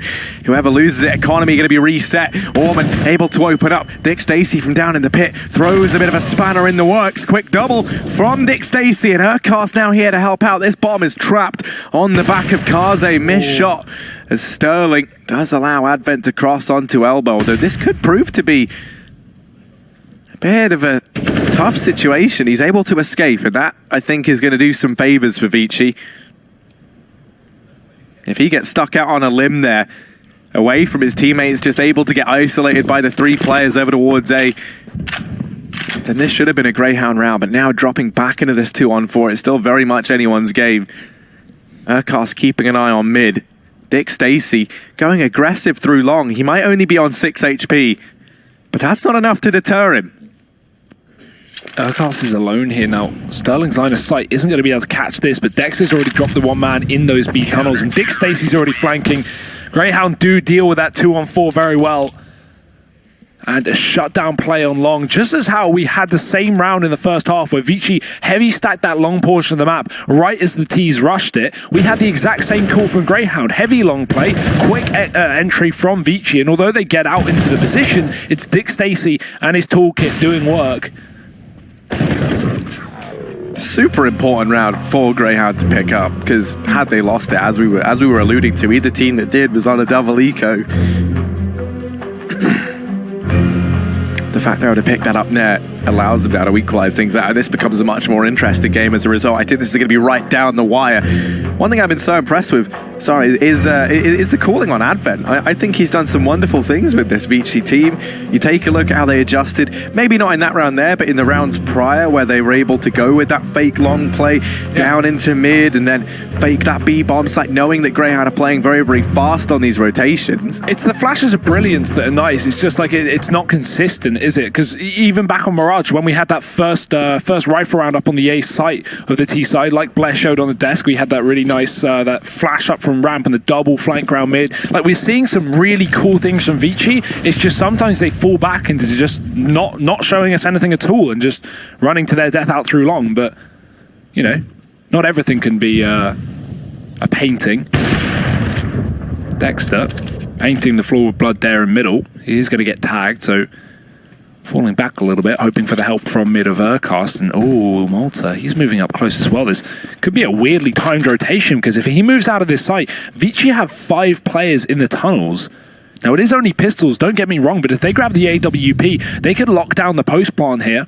It's down to Dexter, the solo man on the bomb site. Malta will be very quick to rotate back in, and Dexter's already spotted 5 players and the bomb, so 2 kills. He is lining them up. They will continue to spam, but he doesn't even need to peek, waiting for his teammate to finish off the job. And Dexter with 3. Huge shutdown round. A player that has been slow all tournament long, but in the most important game here for Grayhound, he has shown up. And now we arrive, round 27, all tied up. This has been such a back and forth game. First 2 maps, completely different story.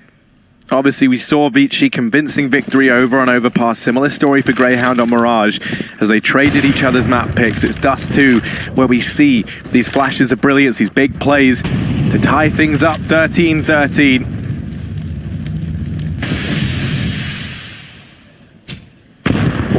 Good nade onto Zoking. Dick Stacy setting himself up over here at long. Doesn't have any support. Sterling can maybe look to... Doesn't actually even have a flashbang to throw in. So Dick Stacy is very much alone here. Make no mistake of that. Flash through. Dick Stacy able to get 1. Oh, they need to trade him, but actually he gets far more than he ever should have got away with. Orman coming in a little bit late along with Advent.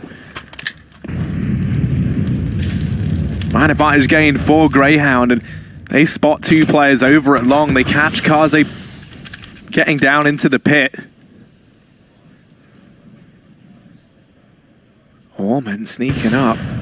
Nothing to signal, nothing to telegraph that this play is coming through, so Urcast will just get blindsided, and Freeman going as far as to drop the man over on short, but now the bomb falls, and Freeman, he's got it! Now he's crossed up into the bomb site. What's going on there? He taps it down, there's no smoke, so God knows how he gets across. Malta in on this wrap round from long. Freeman, if he's able to clutch this out in the 1v2, that would be a spectacle. Flash up through short just to get his attention, but you'll note Dexter wrapping in through CT, and Malta's already all the way up long. Freeman's not checking it, and surely no missed shot from Malta. There might be a chance here. That second man coming in from CT's been heard. Freeman finds the first. Dexter trades, getting up into the bomb site. Is there enough time? There has to be a kit for him to grab somewhere. It's fine. He's all good, never mind. Getting too excited. Oh, Grayhound, my word. Very back and forth, gets very uncomfortable. Don't even know how Freeman managed to grab the bomb. But they manage a 14th, they take the lead. Things are looking good now for the Aussies to reach map point. I mean, it's so close. Freeman even dodged the flash up from CT to take the kill to Malta. It was so close. But yet so far, Harry, because look at that, the money's been broken up against 14 rounds for Grayhound. This is the hardest call Vici have to make. They have 3,000 to 4,000 a player, 13-14 on their last tactical timeout, and they've got to know if they want to play for overtime or try and force up here. Now, I think overtime is the best call to make, but you can't rely on that, and that's not going to be an easy road to recovery. So definitely not. And as well as that, it's going to be in the back of your mind, right, that if you pick up this force, only 1 man survived over on the side of Grayhound in that round. Their money's not going to look great. I think maybe you're more tempted to go for a partial investment, and that's now definitely furthered by the fact we see Zoking grabbing himself the arm with the Tech 9 of smoke. I imagine we see either just a flat B commitment or they try and go for the split, throwing a smoke down for this cross. You can see Advent and Freeman will head towards the long portion of the map. Kaze keeping an eye on this push into tunnels. Obviously they saw Dexter do it not too many rounds ago. From what this looks like early on, it seems like Vici want to go for another one of these cat plays that Grayhound showed a lot in the first half, and then duck down into middle and go for the mid to B. Kaze is up in the tunnels already, establishing control, denying this aggression that Dexter has continually shown with that orb. But this time it's watching mid up from the window. Got to flash him off, and they do, but he peeks back in. Nice shot to Zoking. Can he find any more wide strafe? And there's a second player there, but Man's already in through the door. Malta does get the trade, but it might be too little and too late. Malta saving the day! And 3 kills at the back of the site. It seemed like the timing from Vici was too good, but Malta steps up on that defense. And you can see how hype Grayhound's starting to look now. They are 1 round away from the major. They are helped so much by the fact that Kaze actually pushes into that just a few seconds too late to get those trades with the players coming in from the double doors. I don't know what the issue was there, whether he's waiting, perhaps anticipating that there's another man, waiting for utility usage. But he pushes into that bomb site just seconds too late to deal with Malta, and that will be Grayhound reaching map, series, and major spot point here. 15-13, Hugo. They need 5 more kills to be the second Australian team confirmed for IEM Katowice 2019. And look at this push. Grayhound haven't done this all half, but this round, aggressing up on Cat. 3 players, even going as far as to go into middle with no lower tunnels control for Vici. They're going to have no idea. The flashes might make it fairly obvious, but that nade might have just saved the day. Grayhound doing so much damage. The kill is there from Urkos, the instant trade, but the repeat from Dick Stacey, and he is mowing them down up on the catwalk. The bomb's been dropped. It's a 2-on-3, and Vici needs someone to step up. Sterling even going as far as to drop that bomb, and now it's fallen into his crosshair. Kaze, a man that we've spoken so much about, has showed so much potential, been a consistent top performer for Vici. And now the only man left. He walks into the crosshair of Malta, and Grayhound, they've done it. Look how happy they are. 16-13. They take this series 2-1. They're going to break the set as they become the second Aussie team joining Renegades at that new Challengers stage. And ladies and gentlemen, you've all been waiting for it, but it's finally the day. Dicks on your guns. We're going to have Grayhound going through and getting those stickers at the major new Challengers spot. What an exciting series. Very back and forth in the maps, and then that final one being as close as we can get. My goodness, Grayhound, I don't think anyone can argue with it. They looked fantastic from beginning to end. Overpass got off to a bad start. They recover on Mirage. They find their footing on Dust 2. They make it close. They give us a great game, but they managed to close it out. And I think, the better team did win that one there. Vici dropping down into that 3rd place slot. That means they move into the minor playoffs where they play versus the 3rd place team from every other region. That leaves them versus North and Windstrike. That's all from me and Hugo. Happy Australia Day to all the Aussies down under who are going to be very happy with this. Back to you on the desk, James. Thank you, Harry. We do get what we want from Dick Stacey on the guns, but not just him, Grayhound as well, as they make it through in the last spot for the Asia Minor. And to break this final map down of Dust 2, I've got Pimp and Blair as always. And my, oh my, Grayhound, they do get it done. But Vici, they never stopped. They were unrelenting in their aggression and throwing it back. And after such a good first half, you thought, hey, look, they could be getting it done, right? Yeah, and it was exactly quite opposite as what I expected. I thought Vici Gaming would have a strong T side and a weak CT side, but it was the other way around. They were playing phenomenal on the CT side. They had some great timings and some flash pushes. They have some great mid-round aggression, and they were also good at holding their own when it got into late to the rounds. That said, though, I think Grayhound were not playing up to pair with what we've seen so far from them on their T side. There was some miscommunication, some mistakes being made, and I think to sum it all up, to sum a game like this up, where we are 3rd map, winner qualified for the major it itself. It is super, super, super nervous Counter-Strike we're watching right here. It is tense. It is down to the fact where you can see in that round, I think it was the pistol round, where Urksat and some other guy were missing 20, 25 bullets on each other with the USB. Freeman, there you go. Like 2 players who have been playing phenomenal throughout the tournament. 2 best players of both the teams. Potentially the 2 best players of both teams, completely just messing it up. So there was so many nerves, there was so much tension in this game, and it was super, super cool to witness. Grayhound, what a way to win.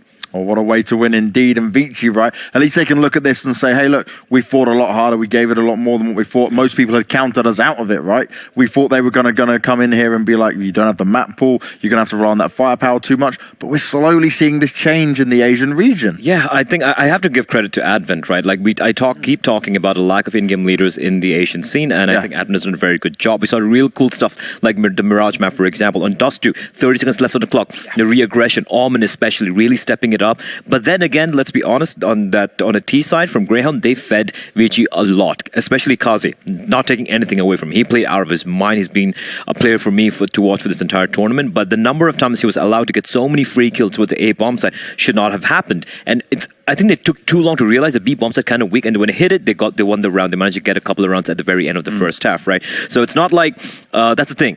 Vici punished Grayhound for playing a little too nervously, a little too passively. However, the second half, Grayhound lost one round. That's it, on the one buy round rather, and they managed to just grind it out to get in string. I think like 8 or 9 rounds almost in a row. That's a huge performance from them, and deserving winners as well.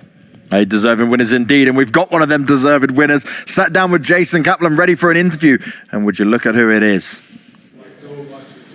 It's the man, the myth, the legend, Mr. Stacey here joining me. First of all, congratulations on that victory. 9-6 half, Dust 2. You guys are on the last map. Obviously, you have another chance to qualify in the third chance qualifier. What the hell is going through you guys' mind? I don't know, man. We just had to dig deep. It feels fucking amazing, though, boys. We got the diggers. Man, I don't know what to say, eh? Like, the juice is just fucking flowing through me right now. I'm just too happy. I'm over the moon. But, well played to Vici. Like, the first map, I was like, oof, boys, come on. Like, what was that? Like, are we really going to choke these dick stickers for the fams? But, I don't know, man. I'm just too hard right now. So, now that you qualified for the major, everyone out there gets to finally put the giant, massive, thick and pumped stickers on their guns. How does it make you feel now being able to see your signature in the game? It makes me feel like I was born to do this. Like, it feels natural to me. Like, if you're not going thick and pumped and deep and long, boys, like, what are you doing? Like, feels good, man. It feels like a dream come true coming to the major, and I'm so glad it's fulfilled. And thank you all for the support. Like, I love you all. And forgetting about all the celebrations tonight and probably for the next couple days, what's the game plan for the team? Let's get serious. What are you going to do now for the next coming weeks before that major begins? Honestly, the pressure's off now, I feel like, because like we've done what we've needed done, and then I'm just going to unleash, let the belt come loose, and then just see what happens and party over these next couple of days. Well, you know what? I don't want to stop you from partying. Congratulations once again, man. I'm going to be about in some of those stickers to put all over my big green. Anyways, back to you, Banks, in the studio.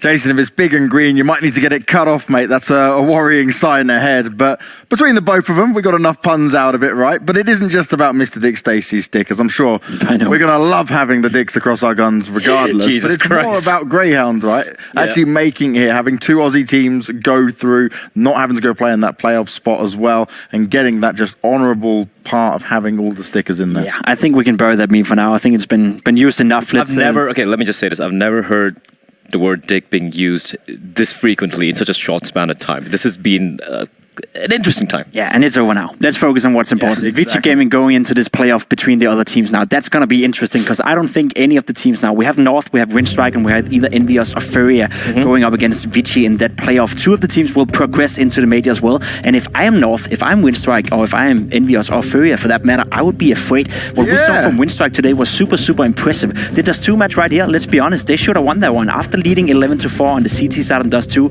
they should have won. Obviously, Grayhound were playing out of their mind on the second half, and Vici maybe got a little bit scared of winning. You know, it is one of those tense, nervous situations where if you don't have the depth in your squad and if you don't have the experience to go up with the flow, then you're going to lose out, which we saw happen. But when you're coming into a situation where you're facing a North that is currently not looking at their best, Windstrike, who we did praise a lot during the CS minor for playing well, but didn't really get it done, then I would by no means rule out Vici Gaming. I think they have a decent chance of still qualifying for the major, and no matter what happens tomorrow at those playoff games, it's going to be close and it's going to be tense. You got to remember as well, it's best of 1. rounds, right? You just need to win 2 best of rounds in a row, and you qualify. Of course, if you drop down the lower bracket, then it's going to be best of 3, so it's going to get harder.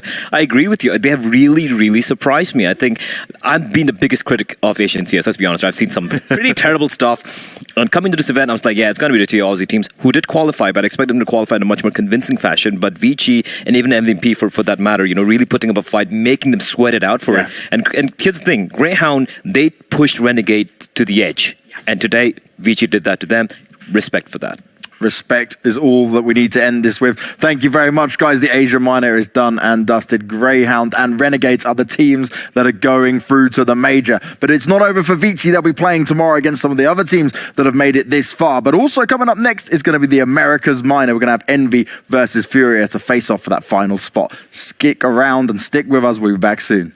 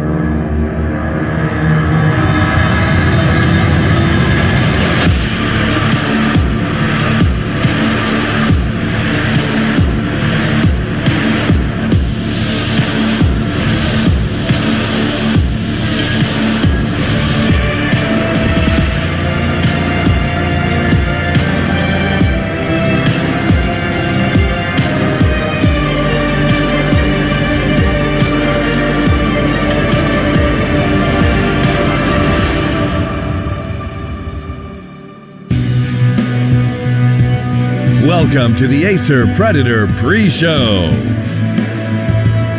That's right, the Acer Predator pre-show is ready to start now. There's a couple more fish in the water, and some of them are predators. In fact, 2 more fish, and those 2 teams are now vying to determine who will take second and third place here in the America's Minor. My name is Trey Stunna-Sarant. This is time to get the real show started here, boys. The last best of 3 of the Minor. It's been a long road and a long, arduous process, but of course, I brought in these 2 to help me pilot this ship. It's going to be Chad, and it's going to be Yona. You might know him as Natu and Sponge. And guys, it's been a long one. Yeah, look, we've been here for 2 weeks now, and we're finally coming to the end of the second 2 minors. But the fun thing is, even after today, we have 1 more day of action left to go. It's true. Because why not, right? I think out of all of the minors we've had, the Americas one has actually produced some of the most interesting results in terms of stark contrast. Like, we didn't really know what to expect with a lot of these teams. Yeah, I think it's because there's a lot of teams, obviously, that we don't have a lot of intel, first-hand intel. Obviously, we can just go through the stats pages and kind of see clips and pieces here and there, but then actually seeing them compete in this kind of a tournament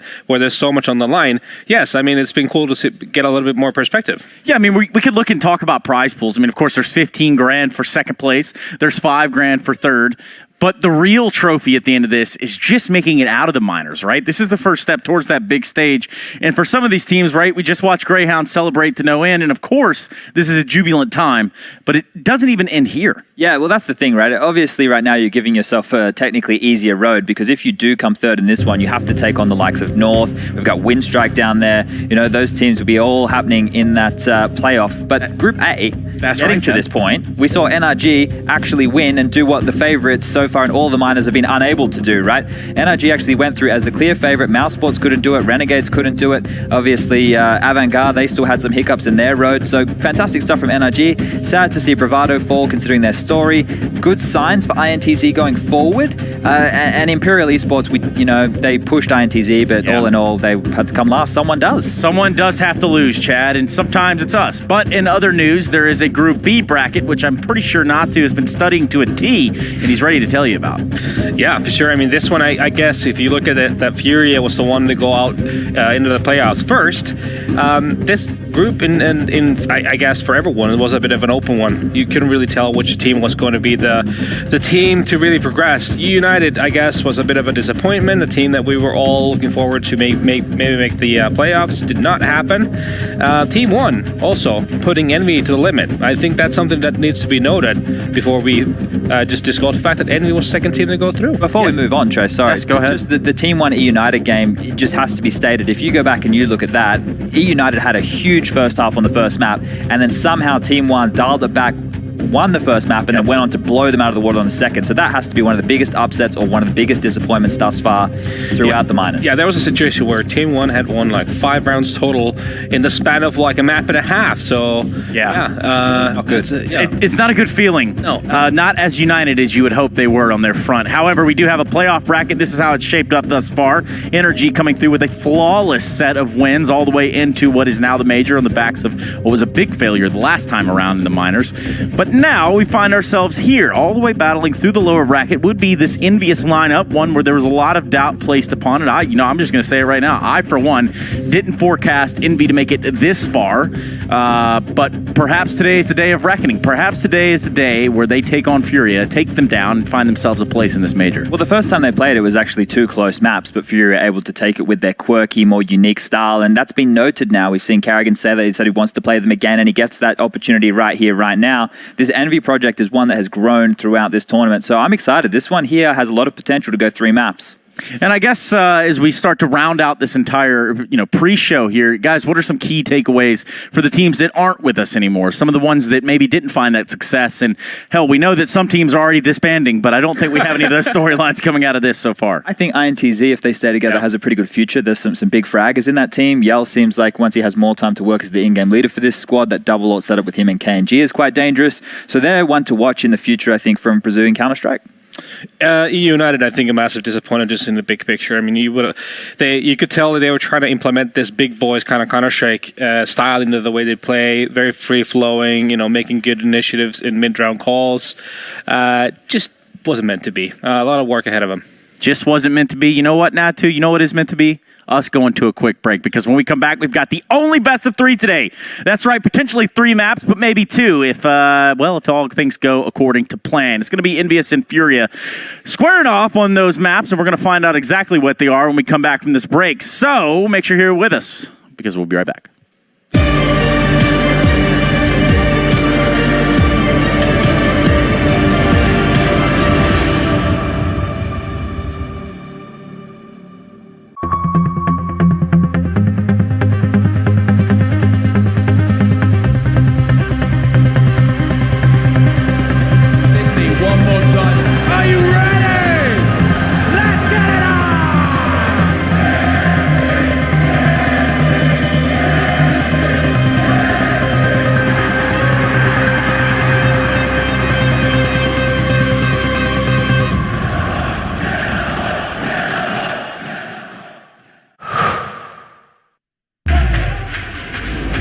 Think you can't capture a clutch in full resolution while streaming the play to the world? Watch this. Game, record, stream without compromise on Intel Core i7.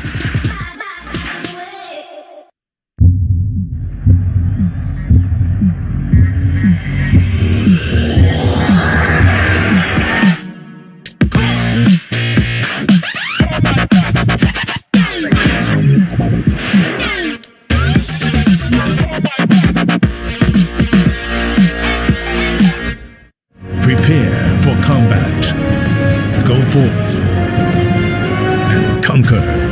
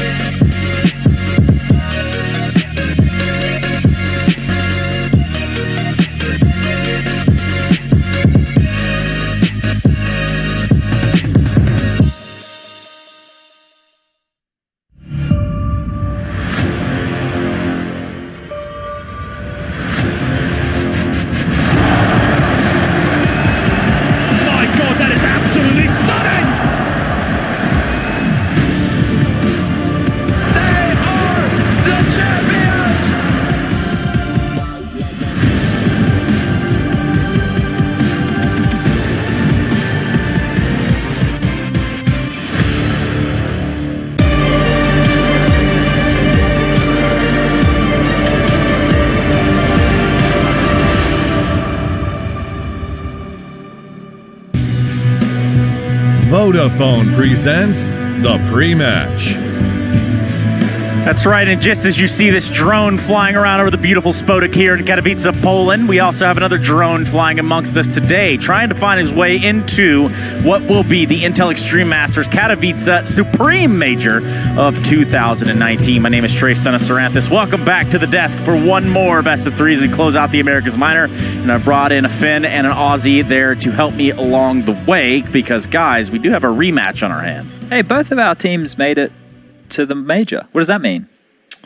Easy. We've been, I don't know, we're under the lucky stars. Maybe. I don't know. But I'm Northern excited. Lights. Let's get it on. Oh, wait, that's someone else's couple. Yeah, that's for another time. Got it. Wolf, you dogs. The Cathedral counter. Oh, okay. Well, we'll save it for another time. That's right. Furia and Envious will be our first and only bout of the day, a best of three encounter between these two teams, determining who will take second and who will take third in this here playoff bracket that has become the America's Minors. It's been a long road for some of these teams, specifically Envious, specifically Furia, who did make it a little bit easier on themselves in their path to this point. But for the time being, Furia Esports will be that center point of conversation. Definitely so, and we've highlighted time and time again their unique plays, just their interesting takes on strategies, and that's all led by the man in the middle of the screen right there, Art, who is one of the AWPers for this team. And we have seen them all put up really big individual plays, and the way that they can stay poised as such a strong unit while bringing in a unique take is so interesting and enthralling for someone who's a big fan of Counter-Strike like me. Yeah, I mean, the cool thing is even though when you look at like statistics, Serardo has had a great tournament. He's sitting at like plus plus 31 in KD, 1.15 rating. It's still been like pretty much a team effort for them the way they've been playing. Does it look like they're meditating right now? Honestly, because the coach is talking a lot, and they're sitting there all quiet, meditating or doing something of the sort. This is next level. Let's just bring it down for a second and try to grasp this moment. Everybody just quietly. There it is. Yeah, that's nice. I got it. I feel a little bit more centered myself. Let's center ourselves now over to Envious Esports. I feel like ASMR. Look at our buddy. These guys are a lot less centered, right? We had Carrigan come in and he had to flatten the whole project and start from the way up. But he's invested in this. You can see when the way he talks about this tournament, the way he talks about this team getting to the major is a priority of him, and he can show that he can grab any players and elevate them to that next level. Speaking of people who have been elevating their play, JDM and Cutler rolling back the years, these guys have been standouts so far for this roster. Yeah, and a player that I've highlighted throughout the tournament that needs to really step it up and be a key component is Nifty. I think he definitely lit it up yesterday. And I think in the big picture, just looking at the way that Envy was playing yesterday, if you give them the room, they're so good at maneuvering and making those mid-round calls because of just the way obviously Carrigan's been playing high-level Counter-Strike for half of his life now. So, that helps. Well, the high-level Counter-Strike is all centered around what the potential of this obvious rematch, right? Yeah. I mean, because we have seen these two teams square up before. It did go 2 maps. It did go the way of Furia. Obviously, Furia took that higher road. They took that higher part of the bracket to get to this point.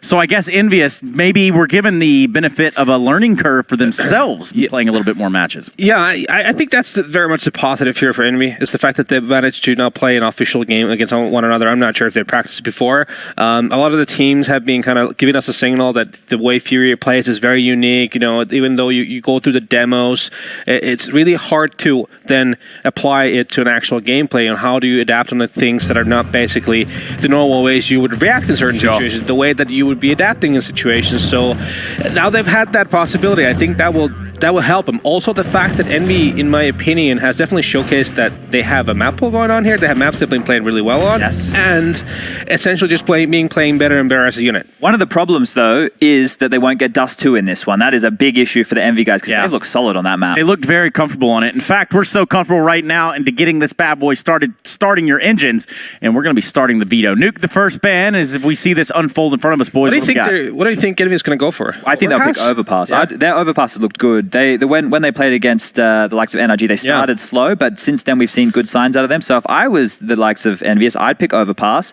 and then that really leaves the map pool wide open for wherever you want to take it as Furia. We've seen them play Cage, we've seen them play Inferno, we've seen them play Mirage, we've seen them play Train.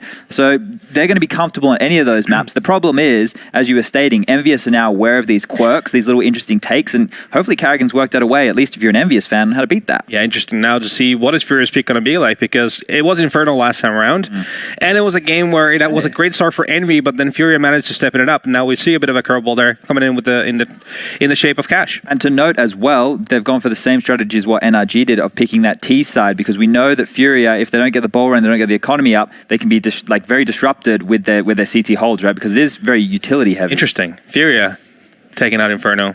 Ooh. Yeah, and you know what? That does leave us that Train map. But honestly, guys, as short as our schedule is, as short as the fuse on chat is normally, we're going to have to start talking about Overpass. Really briefly, give me some key core components here to this.